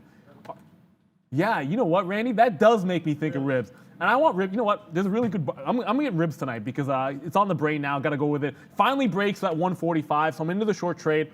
Obviously, it's my worst stock of the day because I took 2 cracks at it short and it took out the top. If I ever get double burn like that, it's almost always a really good long. I have to learn that lesson and reverse into the long trade in some of those small caps. That's come and gone. Now looking for that short trade off of that 150 level. And Snapchat does take out that double top. So now long at 60.15. Yeah, buddy. We like that Snapchat long, that's for sure. I've loved Snapchat for a long time as well. Okay, good trade. It's been a hard day not though, yet, Neil, so be careful with Snapchat for sure is my advice there. It's a tough one to trade. It can, the levels can bust out on that one. Okay, just to talk about Palantir, like again, Snapchat and Palantir almost completely opposite in the way that I feel that these ones trade. Palantir is very, very calm down. It just ticks up and down, pennies back and forth. Oops, sorry, that's the daily chart there, guys. You can see we are back to the upside here. Just getting ready to get out of everything on Palantir. It's up to 24.05. I think we've done well enough, man, holding from 75 all the way to the upside here. So pretty proud of some of these holds here today on Palantir. And I shouldn't be too proud because I do trade it all the time. So, you know, we got to know some levels. And that's the other thing. If you are a trader, you should know some of the levels that you're looking at every single day and then have a plan of action when you come in that day and say, you know what, I'm looking at this, if this fails, if that. We did try to defend 75. It failed. It broke. We didn't give it to 50. So tomorrow we're going to learn that 23.50 probably a better hold there on Palantir for us, guys. Yeah, and one of the best things about that is you trade a stock enough, and certainly sometimes CCL falls into that. If you trade multi-days in a row for Sean Palantir, whether it's NEO, you start to remember your levels. Even if you have it written down, you don't have to double check your notes. You don't have to put a line on a chart or something like that, or even an alert. You kind of know what you're already watching for. And I want to shout out again because this is why you guys are the best community here, and I'll drop this one because I know you were talking about crypto. I don't know if you hit the key. Those are Bitcoins there. Sometimes we will miss out on stocks that are on the move. Now, obviously, Snapchat put in a big-time sell-off. It dropped $1 off the open, but that is a monster retracement. You get those flush outs and then rebounds. Those are significant events. When it gave that double top, I love that setup. We got the long trade in here. I do scalp off 20 cents here for the first third as it tries to reverse through 60.50. If it breaks through, which it looks like it's going to do here, I'll look towards that 3/4 mark to be that next out. I mean, like 60.75. And then I look at yesterday's action. You know, this is one of the other reasons to like that 60.75 on the way down, breaking through the pre-market low. It did try to rebound and consolidate it at 60.75. So that'd be the next target to the upside. Got to break that 50 first, though. I was just looking at some of the names that report today after market or before. So Microsoft is another one of those names today. And we're down. Obviously, we're down. I mean, the NASDAQ's down today. Oh, Fisker now nicely back into the money there. Should have picked up on the downside there. But Microsoft right here, not looking horrible, man. 261.25 or so right here. I love that break. So 261.25. I think that's worth talking about on Softy right here. So if we get a break back upside, I like that play. It still has to come through. But off a NASDAQ possible bottom right there, I like this play. So let's wait to see if it comes up, 261.25. And again, we're trying to buy into strength. We're not trying to hold bottoms for weakness, right? So we're trying to buy into some breaking spots there. Embarrassing time. Let's see where GME is at. We were long. Okay, not bad. I was going to say if it's at 187, then I'm going to be really pissed. But right now, not moving around too much. Barcoding the last 10 minutes or so. Uber down to 57. That's kind of a crazy one as well. Visa reports tonight. So we are looking at that, 229. That's already really high, man. Visa up that point, down 0.35%, but Visa already on that run. I would rather invest, guys, in AXP. So I think on any Visa weakness tonight, let's see if we can buy some AXP. They already reported, and you've seen this big move up today in AXP from this is American Express, of course, from 149. Look at the daily chart. This is what I'm talking about. They reported. They did the opposite. So they had an opportunity to tank and absolutely get crushed. Instead, they make that move right back to highs here. Probably all-time highs, 152. 152.50. So watch out for AXP tomorrow with Visa reporting. I mean, this has just been a monster. November to here, almost, like that's 40% straight to the upside. So, well, actually more than that. If you bought 90s, you got 50% move up to 150. So again, congratulations on AXP. And then Alibaba, man, we're still going to hold that one. I keep on the day chart. We don't need the day chart. The minute chart here, good little position there. We need to break above 235. We're going to take one more spot long on a 235 break. Then we're going to hold out for 236 or so. Hopefully get a nice little win there to top off the day. What a comeback this has been for me today. I'm really happy with the way some of these stocks have turned out. That's low-hanging fruit if I wanted to drop a lyric on that one, so I'm not going to do the obvious. We'll try to get something a little bit better. RIBT, which again makes me think of ribs and rib sauce, because it's all about the sauce. If it breaks this 138, I'll take a few more shares out here. Now, this was when it hit 150, you're going to notice I have an offer sitting here at 145. And when it tried to test 150, it stalled at 145, pulled back in the morning to 137. So I kind of would expect on the way down from that break of 45, this is the range that we'd stick in. So if I can get shorts in the top end and rinse and repeat and scalp it a few times here around lunchtime, and then it gets a breakdown, fair enough. So I want to rinse and repeat 3, 4, 5 penny wins while maintaining an overall short position in RIBT. And then thanks a lot, Rand. I'm not gonna get it wrong every single time from now on RIBT. Let's go to Brendan for. Is it already Money Talks? Yes, I guess it is. It is indeed currency time. Let's have a look at what is happening so far today. We're seeing a nice bounce back today after a week or so long sell-off in the overall U.S. dollars. So strength coming back in. A lot of these in negative territory, as you can see. Just the euro trying to hold on to positive territory on the day.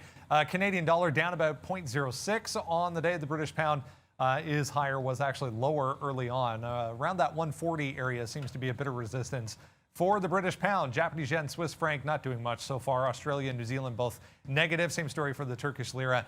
All eyes on crypto once again. Look at Ripple, 11.5%. But yeah, Ethereum on the chart over there, right now, as we said, all-time highs was that last wick going back to last week to the upside. So right back to all-time highs, 7+%. Bitcoin, meanwhile, only 3.5%. Guys, back to you. And headed to the upside, and we'll do this one. Well, I shouldn't hit the crashing one. I'll hit the crashing one for that ALDX, which tried to take out that 1450 area and just immediately fail back through 14 even. So that's going to be an instant hit. An instant win. Well, it wasn't an instant win. It kind of was an instant win. We just got that 75 area out on Snapchat. It did stall at 61. I'm still holding on to the long trade here. I want to hang on to that last little third. If we break 61, I'd throw a trail in. I don't know if we're going to get a bit of a dip back in to test like 60 quarters or so, where we could add back into it. But ALDX, I waited. Wow, that was loud in my ear, guys. That is like a fail break extraordinaire. It goes right through 1450, immediately gives that fail look. I don't reverse into the short trade because it still holds VWAP a couple of times here, but just instantly take a 50-cent hit. So no luck on ALDX. You guys are going to the big screen, Miss V. Sean, I know you're long on FSR. Well, could you give us another quick review on Fisker, because the stock moving back to the upside, and many people on the chat talk about that right now, guys. Well, I'm flattered. Everyone talking about Fisker. That's nice. Yeah, so Fisker, look, we talked about defending $13. I've liked that level for a very, very long time. And then today, it's kind of crazy because when all of this was happening, I would have gone over to Fisker and bought this. But unfortunately, you guys saw the battle that I was having with GE and things like that, and Palantir, which now Palantir is 40 cents in the money. But you know what? I like Fisker. I think of any, first of all, Alibaba.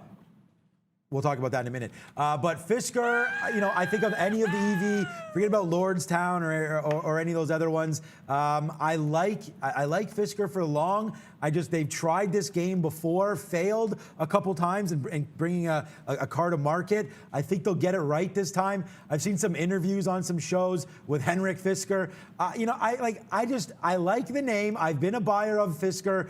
As far as a day trade though, I think you gotta I wouldn't buy. It's not doing anything. It's up or down 1% today. It's pretty lame. I still like a 1450 break if we break the day's high. But again, I'm already long here at 1411, so probably takes them out right now. I mean, right even now around 30. We could take that out maybe even before that 25s. I would wait if we're trying to buy Fisker. I would wait until this thing does come back to 14 to see if we can't get some low bids there around this level. So as far as EV goes, this is the only name really. I mean, I'm in Nikola, but that's light. We've dumped that a while ago. So the only name that I've really been buying lately is XL Fleet and Fisker. So those are the two EV space names that I like, Fisker and XL Fleet. Those are the two that I've been buying up recently. And unfortunately, QS, if you look at that name, I've loved QS there, but they did have that report that came out for them by Scorpion. Ooh, Scorpion. But they did work, man. They brought this thing downside. So that came out about $40, $41. It drops to 30 and now back. I like quantum space here for, a spot. I like the battery spot, but, that needs some work. There is BABA. So we do take that break on Alibaba. This is what we're talking about. Averaged in there, break it out, take that win there. Now we're waiting for 235.50 like we've talked about. So Alibaba on a move back upside, a good win for us right now. And I was looking for it, but I guess I'll go with an oldie, but a goodie. I don't know. I'm only using this because I just saw like a 7-minute, I guess like a long trailer for the new Mortal Kombat that looks absolutely amazing, which is like blowing my mind. And I'm like, I keep telling my wife we should just pay the money and watch it on Amazon Prime, and she's like, I'm not watching that garbage. Anyways, I lose that battle every single time, so I'm not seeing it yet. But Sundial, almost a perfect entry. The only mistake that got made here when we're shorting off of that 95 double top, get that 94 rollover short. The only mistake that was made was not initially taking some out in front of 93. You get that 1 penny spread win, and then you roll back into some more shares. Because if you take some off, you're basically scalping that penny. You can add more shares here while maintaining the same sort of stop level. Now, it breaks down the first time. I don't quite get the ad. I was fine with it. If it bounced off VWAP, I wasn't willing to average in unless it was going to be right off 95 again. It flushes down in. I said I'd get some out if it broke to 91.50. If it gets down to 90 even, I'll probably be almost all flat on that trade. So once again, so much thanks. Greatest community ever. I mean, it's like Sundial's moving and someone's like, Neil, look at Sundial. I have to do it every single time. I like that stock. I love Snapchat as well. And again, I got to give props and power up this one as it does break through 61. So at this point, you're sort of sitting in the money. It was a breakout trade. I didn't take it long off VWAP. I took the break at 60 even when I had that double top breakout. 60.15 if you want to get technical about it. We did go and look at a little bit at the higher time frame here just to show you guys. It's basically yesterday's, I guess, flush out that happened at the open right off 61. We're trying to break through. You got to notice the fact that it got to like 61.85 in the previous sort of closed trade run. So I kind of think somewhere in this range is where it's likely to stall out. That's a wide range, which is why I'm going to favor putting in a trailing stop. I think if it sort of comes back in, call it like a 30 to 40 cent move, I'll just say we'll take the profit and run here. Hopefully it can get to the top end and give you that 61.75. But if I had a crystal ball, then I wouldn't have taken anything off in front of 61 in the first place. Yeah, I left the crystal ball at home today, obviously. You got a Magic 8 Ball, by the way. But what a big... I haven't seen that Mortal Kombat one, but... Dude, it's like, you find it. It's so good. Yeah. I think it's good anyway. I'm like you. I don't know. We probably won't pay for anything. We're spoiled now because everything's free. And then when something becomes paid, it's like, oh, I don't want to dig it. Wow, look at Cardano. I mean, I don't know what just happened with Cardano as well, but this one here, let's go to a 1 minute chart. Did it just break higher? I didn't even realize that we were at 131 again. Oh, yeah, okay, so nice. Yeah, look at this. Big time move for Cardano right now, up to 131. This is a 1 minute chart, so nice action here for this name. I still think we can go a lot higher on ADA. You're talking about Ripple. I may turn some of that money around and go into Cardano. I'll sell my Ripple, put it back into Cardano today. Okay, so here we go. This is a good move as well here for Alibaba. 235.40 to the high side right now. Great trade. 70 cents now in the money. The pin's lined up for this trade, so we're going to take that. We've had big winners and big losers today, so it's been a fun one. We've pretty much made back absolutely everything that we've lost in the pre-market, or I guess as the market just opened up, including like getting spanked a little bit here. Palantir wasn't the problem. It was GE. We'll go over that in a minute. But now Palantir's upside. I'm going to take this off. Oh, I just hit 07s. I could have got 08s there, I believe. Or did I get 08s? Oh, I did. Oh, I got 08s. Okay. Boom. Yeah, nice trade there. Saved a penny there. Got out a little bit on Palantir. So now we are done now on PLTR. So let's wait to see now where it wants to go. It needs to come back to VWAP at least before we start buying that one. And it may be time to get out of some Alibaba. We're waiting above 50, but this is a good little out for us right now as we are now running on Alibaba. Let's take another piece out and hold the last for hopefully new day's high. Actually, let's let this go through 50. What's up, Brendo? Just checking on this Brooklyn Therapeutics. Don't see anything on it yet, but BTX just popping up here. A few minutes ago, through 18, straight to 21 on volume for BTX, guys. Wow, we're going to have to add that to the list. We will hit another one that's a little bit of an oldie. Another one. We'll backflip the action here. And I apologize because sometimes we'll see things in the chat and I will miss the name, so apologies there. Someone was mentioning about like a bear trap in RIBT. I've seen, look, here's the thing. Like you'll see a lot of times I'm shorting on bull flags and I'm shorting in a bear trap. Like if you're going to be playing shorts and you want to have some wins, every now and then you have to take a setup where there's some long entry, where people are looking for shorts to get burned, and you have to have an idea how you want to play it. Like for me, if I'm able to scalp in and out, rinse and repeat in that range, have a tight little stop here, if the momentum works in my favor, I'm going to be able to get a breakdown through that 138. And then RIBT does look like it head to 125, and suddenly you can win a 10% move on the back end of the move, and then get those 5, 10, 15 cent returns when only risking about 5 cents. So that's what has to be there every now and then. It does require that you stick to your stop. If you start averaging into something like that, I'm getting short at 43, and then I'm getting short at 47, then I'm getting short at 150, then I'm shorting at 150. If you do that, you're going to get absolutely burned. But if you have a tight stop, if you have an idea what you want to do there, the risk reward can work for you. You've got to trade the strategies that work for you. And sometimes that means going against what other people think is the grain. I don't mind doing that. RIBT, so far so good. That's like 3 times I've gotten in a row now, Randy, in your face. Sundial slowing down here at 91. I probably should take a few more shares off if I can in front of that 91. It is lunchtime, or getting close to that lunchtime hour, where things do slow down. And yeah, I hear a lot of people basically saying that my wife is not going to like Mortal Kombat. That doesn't mean I don't want to watch it with her. I like enjoying some of those movies, and it is what it is. I know it's a gratuitous action film that's probably cheesy, but come on, let a guy live. Yeah. I'm interested. I'm going to see the highlight. My wife would just be like, just watch it. But I don't know. She watches all her stuff when I'm not around, like, I don't know, Bridgerton and all that kind of crazy stuff. So shout out to my lovely wife right now as well. And yeah, I don't know. I'm going to check that Mortal Kombat out. I'm a Street Fighter guy. Oh, yeah, that's right. I haven't hit that Street Fighter thing in like hell of a long time.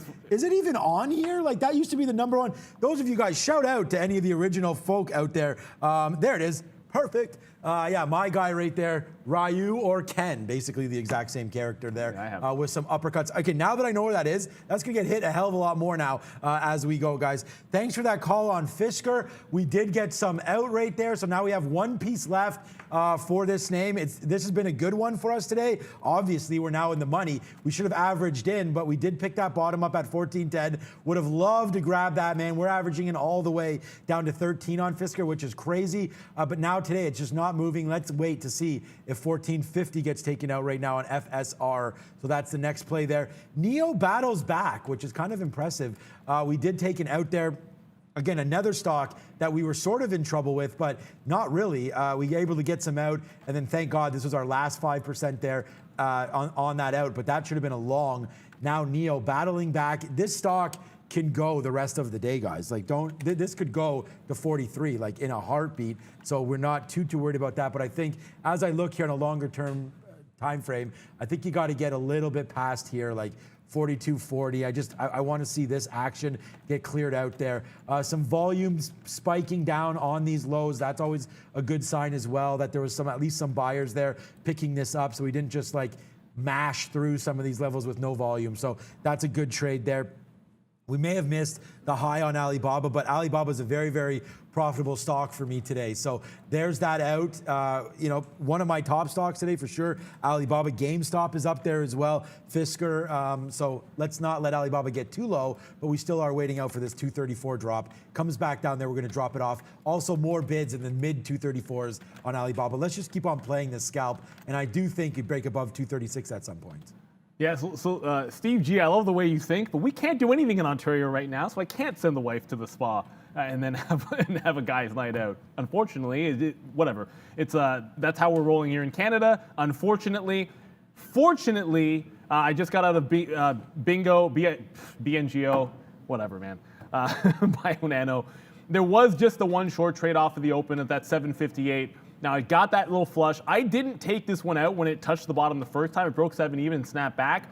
It did hold that 750 area. Not going to look that gift horse in the mouth. We're going to pop a few wheelies off here as this goes down to 692 one more time. Got to get it there when it breaks off the bottom. Double bottom, it's going to make a move off volume. I'm not going to let it go all the way back to 735.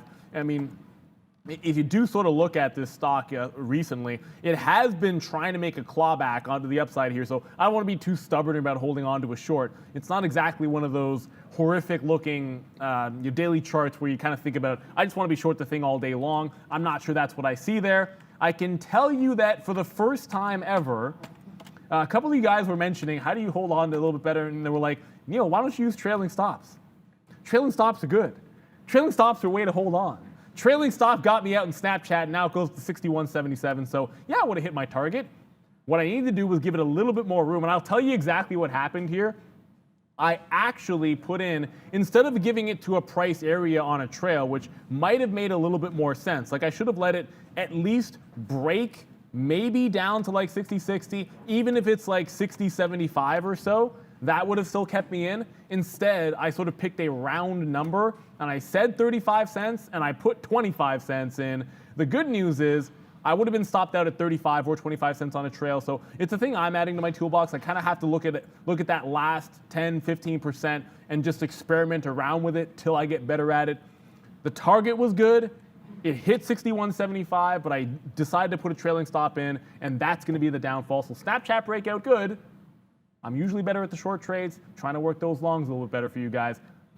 It's killing me because that was a perfect exit there. I'm not looking to short that level at 62. Certainly it would have been good. I'm sticking to Sundial and RIBT for the south side trades. Yeah, Snapchat, a good one. I told you that stock can go nuts when it wants to move. So good call there on Snapchat.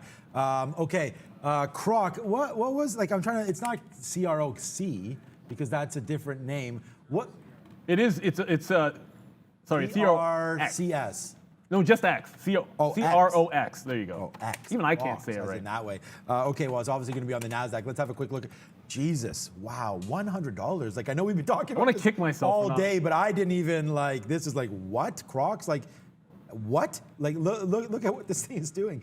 I mean, this is just back down. Like, let's just keep going down, guys. Like, there's the bottom of Crocs, $10 back in March. So, I mean, it's only 10. Look, I say it's only 10x, but still, what a move there from that March bottom. I hate looking at March bottoms, but we did have huge consolidation. And remember what we talked about there? I think this was on earnings, right? Crocs, yep. Was it on earnings, Brendan? They got.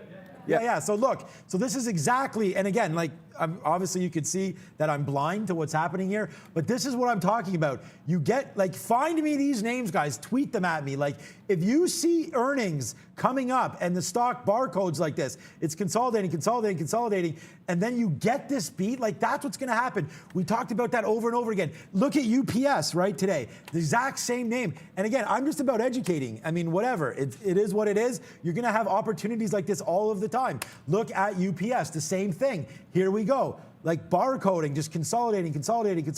Not only that, consolidating at highs, and then they come out with this monster, and it's like bang. So what is tomorrow? Like, we have AMD, we have Microsoft. So, but Microsoft's too big. You need a smaller company. I know Microsoft's kind of was barcoding down here, breaking out. That's fine. We did see that news coming on some big contracts. They got billions of dollars of contracts in the last little bit there. So that's making that move upside. They're obviously not in Discord anymore, but very, very similar stuff happening, I guess, to the high side of Microsoft. But I'd like to find more names. We talked about Eli Lilly. I guess they reported as well. That was from yesterday. We'll have to check out on that stock moving around. Is it moving today? They missed. Yeah, they missed. So that's down 2.5%. And again, kind of a similar thing here, but not really. I'm going to do some research here in the afternoon. The Eli Lilly, because it's a different consolidation when you're sort of consolidating on that low. And I want to bring you to, just because Pinterest is going to be the front of the mind here. Now, they've had a couple of like very, very sharp flushes, which puts you in that concern level. I would say it's trying to make that little bounce back here, and if it makes a break through 80. I'll be actually very surprised going into earnings if it breaks that 80 level. I'd actually think to fade it if it gets that high. You know what? And I don't even know if we talked about this. Yeah, in our afternoon show, that's right. We come back at 3:15 every single day. I kind of think Pinterest is going to be a name I'm looking at, and what I'm getting at is if it breaks up to that 80 level going into earnings, I do expect to find some resistance there. They got absolutely flushed out. I mean, just flushed a few sessions ago, and that puts me under a little bit of concern. I always say this: it shouldn't matter where you're long in something. You just own the stock at that point. It's an allocation in your portfolio, and you think about what the best thing to do is next. And I kind of feel like if we do not hold that 80, if they do not have a good beat, I'm not letting this thing break back below like 70 before taking some profit up. And I don't think it matters whether you have it off of like 65 and you were like scalping it, you got it like 26, you got it at 50. It shouldn't matter too much when it comes to it's just an allocation to your portfolio. And I'm at least a little bit worried about Pinterest. The positive, I think, would be like you said, Sean, with advertising is going to come out big for Alphabet. I think that could be a nice little move for the entire sector. But when the biggies do well and pins might not be as good, I'd be looking to trim at least a little bit of that position for Pinterest. Ooh, boo, RIBT. I should have taken more shares off here. Whoops, that's a daily chart. Who cares about a daily chart in a stock? It's $1.36 and heading downside. I should have taken more shares off when it dipped to 130. Why? This was another breakout price in the morning here on volume at 945. So when it ticked a couple pennies down here off 130, I probably should have got some shares out. And of course, I noticed it's back at 137. So a 5-cent retracement, that's leaving some money on the table when you're short 143. You can't make a mistake like that, of course, but we're live trading here and no one is perfect. The other short that I have on is not in trouble whatsoever, and that's going to be that sundial heading into lunchtime. If you ever find yourself in retracements like this where it's already flushed, usually if it breaks this 91, I want to hold some for the 90 break, and I'm also thinking about if it does push back in here, I'm not like there's no more getting averaging back in if it goes to 95. Like, give me a break. I'm not holding it back to 95 if it can't break 91s. If it can't break 91s here, I'm going to take the rest out at a 92.50. You want to make sure you bank that profit. It is what it is. You got to think of it like if it was a $94 stock, and you got down to $91, would you be giving it all the way back to 92.50 when I put in a double top at 95, especially when the trend is up on the day? I don't think you would be. So just pretend, like shift the decimal place wherever you need to when you're trading penny stocks, but just keep that in mind. Yeah, exactly. So I found a stock for everybody, and I have one, and Brendan just told me that unfortunately I must have missed it, but they already did report. I have one that I really, really like, and someone said it in the chat, which reminded me of the name, and they just mentioned it, and it's Snow. I love Snowflake down here at these levels. You want to talk about something that's really setting up. It's too bad they reported in March already, but like this is a name right now. This reminds me of Palantir days when we loaded the boat up at $9, like $9.50 on Palantir. Like Snowflake, man, right back into this, like right here. It's moving around. It's at this 50 period. I am hella buying Snow at the end of today. I mean, I love what they're doing. I love this space. I know it's very similar. I mean, I'm all about the data analytics and things like that and places to go, in the future here with Snow. And this, I mean, like Frank Slootman, big name involved with Snow, taking this name public. This is a monster spot here. I'm longing Snow, and this may be an options play for your boy as well. So I'm glad I found this one. I'm loving Snowflake. This may be my new Palantir, guys, Snowflake. So get ready to rock and roll with me on this one. Yeah, you talk about a name that if Warren Buffett likes an IPO, which he does not get involved in, it's a solid company there. I just want to quickly come back. I know we're talking about that Snapchat, so I want to just look back at how strong it's actually been. Look, I'm not going to avoid the chart just because I got out like $1 too soon. It does touch that 62 level. It is sort of coming back up here. I'm not saying I'm looking for the short, but if you're still holding on, it's now broken through that 61.80-ish area to get to 62. You look at that, I mean, this is a hard rejection, and this was a long that I do believe, I'm like 99% sure you had this a long in Snapchat, Sean, and it went through that 62 like a knife through butter before reversing $1 later. Anytime I see a harsh reversal like this, I kind of expect it to turn around when it gets to that lower high. So that's exactly what's happening here, and that's another reason for that target. I just didn't go over the wick that it had up, and this was right at the open too on the 23rd that Snapchat made that break to the upside. So it is going. If you're still holding on to it, the reason I didn't really pick that 61.75 out of thin air. I just kind of felt like there was going to be a bit of a point where it would find some resistance. The market, on the other hand, has some room to run. I mean, it's not a huge move, but we are rebounding rather nicely. It's been pretty resilient. Like we think about, we're like, oh my goodness, the market's selling off. Like all the worst is happening, and the ES drops like about like 20 handles and has now come more than halfway back, and the NASDAQ trying to claw itself back. The reality is the NASDAQ having a little bit more trouble getting back to the upside than the ES, which I think is certainly true because I was a little bit shocked, at least in terms of some of the names here that have not bounced or been trying to bounce. I just talked about Pinterest for a quick second there, and there was one other name that I was going to go to if I could. Come on, don't kill me. Let's go. There we go. Lemonade, for me, and okay, so my chart's going to be frozen here. What I was going to get at is if you have areas that you like on a stock and you're looking to buy dips, low daily chart, there we go, and you're looking to buy dips, sometimes just having that order out there is the best way to go. I wanted to add twice into this particular stock. I only got one in, and it's because I was simply unwilling to throw a bid down at that like 79 level. And it is what it is. You get a triple bottom like this, and you've been waiting for this stock to come off, and I'm like, it needs to sell more, it needs to sell more, it needs to sell more. Two things you can do is just get it all in at once, or just have your bids ready to go and locked and loaded. And that's the difference between being long at like 89 and then having an average price of 84.50, which would have been the idea when it has that double bottom, that 79 to 80 level. So you have to have a plan of action to how you want to enter these things. Maybe the easier thing to do is just stick it all in, get all of your shares in at once. Instead of trying to buy twice. But seriously, just having bids out, sometimes even in earnings season, you get these fantastic entry points, and you can't get filled if you don't put a bid.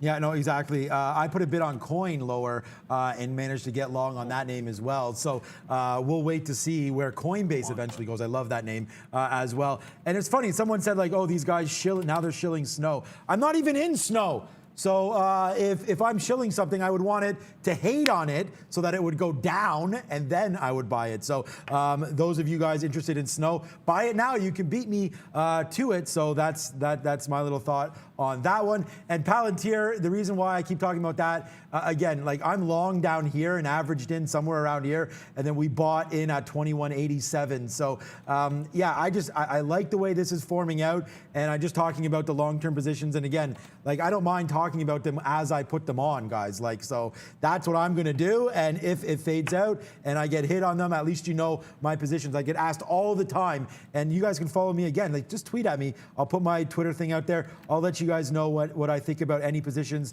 you guys want. Doesn't mean I'm right or wrong, but hey, if you don't stick your neck out, then what really are you doing? It's very, very easy, guys, to look back, right? I'm trying to make a call moving forward for you guys. So that's my call there on Snowflake. I wish I was long at the bottom, but I'm not. So I got to wait on Snowflake, but I'm excited for AMD. What's up, Brendan? I noticed a couple of people talking about Helion a little bit earlier. I got away from it, was busy, didn't check it out, but here we go again. Day highs again here for this one, HYLN. I did notice that a lot of people were talking about increased call buying volume today on this one. So that takes me right to this number, 13.3% on the short side for HYLN. Guys. So I'm in again on RIBT. So it does bounce off that 131. I talked about maybe not taking more shares out, which I probably should have, but I wanted that reload in front of that 45. It comes right into 143 where I get exactly the same price as before. So, I'm not averaging in all the way up, which we were talking about a little bit earlier. I wait for my price, I get more shares back in, and that's what it's all about. I mean, you have to have a plan of action. I'll probably be a little bit more aggressive taking some bids out now that it's made that range down to 130. It's close to that 10% bit of a move, so I shouldn't be too greedy here, but when you have this big of a parabolic move up, and then you get this kind of a flush, you have to ask yourself, sometimes it's just going to be one of those where it shorts all day long. Now, there's almost no way that a short at 43 and then shorting into VWAP pops in here is any good if it doesn't eventually take that 130, like that bottom. The more times it holds that 130, and the less likely I am to continuously average into it, and then you got to put smaller size in each time, the longer it holds a bottom like that 130 level, because you're anticipating that if it really does want to give it all back or give most of it back, it's got to at least test this 120 area. That's that 120 to 130 where, I did have that short, and that's where I got out, of course. It has to test that level if it's going to be any good. I still have sundial on. Now, you kind of know how that goes. And one that we've gotten away from, at least I'm pretty sure we have, just to come back to it for a quick second, NBIS is still trying to find a bit of a bottom. This is the second time it's tested down to 21 even. There was just a volume flush down in that held 2150-ish area. It might have finally found that low here at 21 and be worth a shot off this level here. Just rebounded back another dollar. I still like the notion of like a 2350 breakout, but it's so far away from it. It's in the back pocket. It's something for maybe for the afternoon or even a lunchtime play. Man, if we made a hell of a lot of money back here today, except I would still wish that we had this Palantir long. Look at these bids down here. I hope you guys have these bids today. It's just been such a monster today. And then Fisker right now, hell yeah, let's just floss it off on FSR. A big move again for us today. 20 cents in the money, 20 cents in the money on GE, and we're just holding our Alibaba as we wait for what's going to be a monster earnings report season today with so many names coming. I'm not going to spoil it.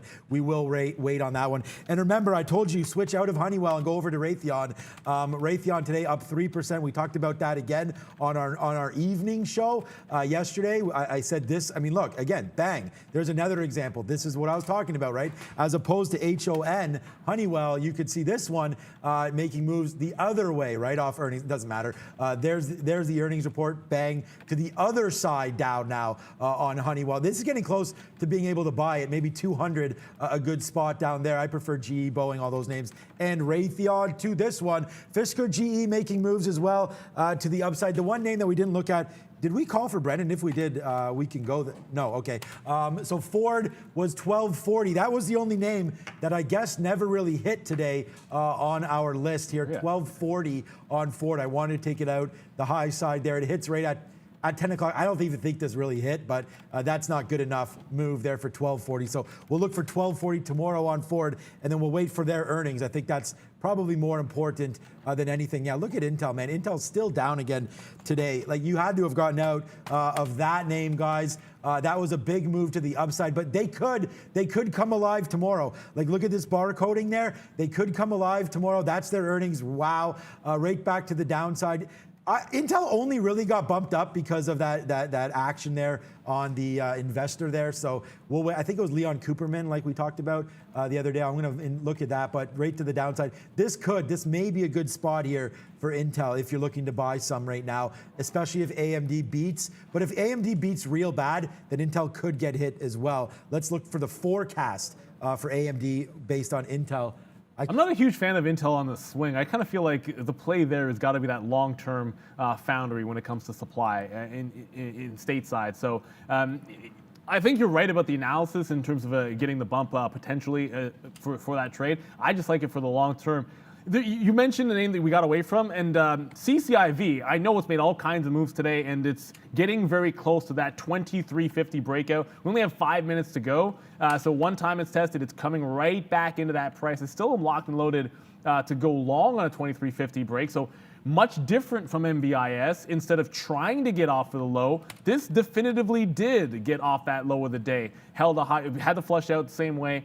Held a much higher low and is looking to make a secondary push here. It's still negative on the session. Even if it breaks that 2350 and gives like that first scalp out, it'll still be down until it breaks through 24 area. So CCIV's on my radar. Haven't made a trade yet, but coming very close to getting that long. Okay, all right. Baba, I mean, we're getting ready to wrap the show up. I don't really have too many positions. You guys can see we've just talked about Fisker. I've talked about GE. So really the last one here is Alibaba. I am bidding down here. I guess I can cancel these Palantir bids as well as we get ready to wrap this up. I am bidding down here. Oh, join us. If you're just joining us right now for the first time and you don't know that we're coming back at 3:15, you want to make sure that you do join us then. Nope. That's the wrong one. That's my bad. I pushed the wrong one on that one. Normally I blame the guys, but this one is on me. Give me a second. There it is. 3:15, guys, coming back up. We do have this big show for you at the close. Me and Neil back with Brendan today. Should be a good look. So there's tons of stock on earnings. We talked about Square yesterday. We hammered that. We had some big trades yesterday in the afternoon. So hopefully we could do something very, very similar for you again today. It's a little bit of a different show as we have to be flat at 4, but it's exciting. The fastest 45 minutes on YouTube, Brendan. All right, one more before we have a look at what's coming up for earnings, and there's a lot to look at. So I just wanted to show you DoorDash here, guys. They came out this morning talking about they're going to give restaurants that use DoorDash the option for commission-based instead of just a flat fee. So not a lot of volume, only just now creeping over 1 million shares, but day highs here on a little spike there in the last few minutes for DoorDash, up almost 6%. Okay, it's full. I'll warn you, it's full, but there's a lot, guys. Yeah, I mean, all the big ones are right there in the beginning, right in the middle. Shopify, I think, is huge as well. There's lots of money to be made there. Starbucks, Alphabet, AMD, Microsoft. I'm all over that. I'm a big holder of Boeing. Look, I mean, I could just keep going on and on and on, but we will talk about this at 3:15. There's probably some hidden names in there somewhere. There are. I mean, you'll see FireEye top corner there, and I know recent acquisition in the space is going to be a bit of a game changer there. Not a game changer, but a catalyst. And of course, we talked a little bit about Pinterest. A lot. And you got to make sure you hammer it down to a few tradable names, and that's what it's going to be all about. That's what we do every single day. Some of that work for you. That's why you guys tune in the morning. But also keep in mind, you got to come back for that afternoon show. I just noticed Vaxart, and guys, I promise you, this is going to be one that we're going to be watching into the close. VXRT up 35%, but popping up on the radar. It is getting close to what was previously always a big price area, like $8.50 into that $9.50, that dollar range. So I kind of would expect some rejection up there. It got to the quarters before. If it gets that $8.50 range, going to have to be a watcher in the afternoon for VXRT. So this one's back on the radar for us. For sure. I mean, I said, is it you making this one up, Miss V? Like, so we have to go to what national day it is. I did not know. But I'm not too surprised, and I kind of am very, very hungry and want to have some of this tonight. Hey guys, thank you very much for spending this trading morning with us. Thank you for all the support and all the likes. Please come back to the same channel at 3:15 p.m. Eastern Time to trade the close together with us and sum up today's day. And National Prime Rib Day, everyone. Yeah, baby. Sorry, vegetarians. Yeah, let's take it. I mean, I don't think we're getting some. If we get prime rib for lunch, I'm gonna lose it. How happy I'm gonna be. But yeah, mouth watering. I said I wanted ribs, but I mean, like, we can go either way. I mean, you know what? I would just love one of those like ridiculous like platters. Like, send me down a deep ellum, and then I can get it just like a trough, get a little brisket on it. Whatever. I gotta stop talking about this food because it's making me very, very hungry here, Sean. Yeah, I threw down a sick prime rib. I'll find a picture for it. Maybe I'll post it up. The other day, it was delicious there. Yeah, my kids also. Look, if your 6-year-old and your 9-year-old are loving prime rib, I think that is a big time win. So right now they're loving that. Although my 9-year-old goes, Dad, where's the filet? He loves the filet mignon. Why? Because it's wrapped in bacon. So I mean, that's why we all love it, right? So I don't love filet as a cut, but I definitely love prime rib steak, things like that. Fantastic. You need a little bit of bone there, in my opinion. So great National Day. Indeed. How could you deny it? Cannot. Indeed. Bone-in rib steaks, yeah, absolutely. There we go. There you go. Absolutely. Barbarian. What a day. It's been a busy day, guys. Yeah, Brendan, thank you for that great interview with MindMed. I mean, what a big monumental day for those guys today. Congratulations to J.R. Ron and Kevin O'Leary as well. We'll have KO back on the show soon. I've messaged him, so I want to talk about investments, the economy, and of course timepieces with KO. Hopefully he'll come back very, very soon. Yeah, he joined us from the set, so he was shooting today. So thank you so much to both of those guys. I know it was a very busy day, so we appreciate it once again. 100%, and that's why we try to bring to you guys, drop the knowledge all day long, fantastic guests, fantastic interviews, love the trading, love the community, of course, and that's what it's all about here. And you got to stay hydrated. My water's been empty for like the last half an hour. I mean, I'm seeing some call for Hydration Nation. So yeah, Hydration Nation, what's up to everybody? I'm going to hit the Hydration Nation little logo there. Yeah, keep hydrated. What's up to Steve G? What's up to Yazid there? What's up to Shakib as well? All part of Hydration Nation. There you go. You've got to stay hydrated. You've got to stay hydrated because, hey, you know what? If you don't have your mind right, you can't trade, and that's the reality, guys. So stay healthy. Get your multivitamins if you take them, or just eat a healthy diet for the entire team. The and show right is now not brought to you by Costco. Yeah, not brought to you by Kirkland, but pick up your Kirkland vitamins at your local Costco. You won't find them cheaper. Or maybe it is. Won't you find them cheaper? I don't know. You will not. That's for sure. Probably not. I don't have a Costco membership, but it is what it is. I own the stock. Down the line, Miss V. My man, Sean Katina, Brennan Wickens, fantastic interview as always. I'm Neil Roberts. Good morning, good afternoon, good evening, wherever you are in the world. This is Trader TV Live. We'll see you at the close. Bye, guys. Yeah, that was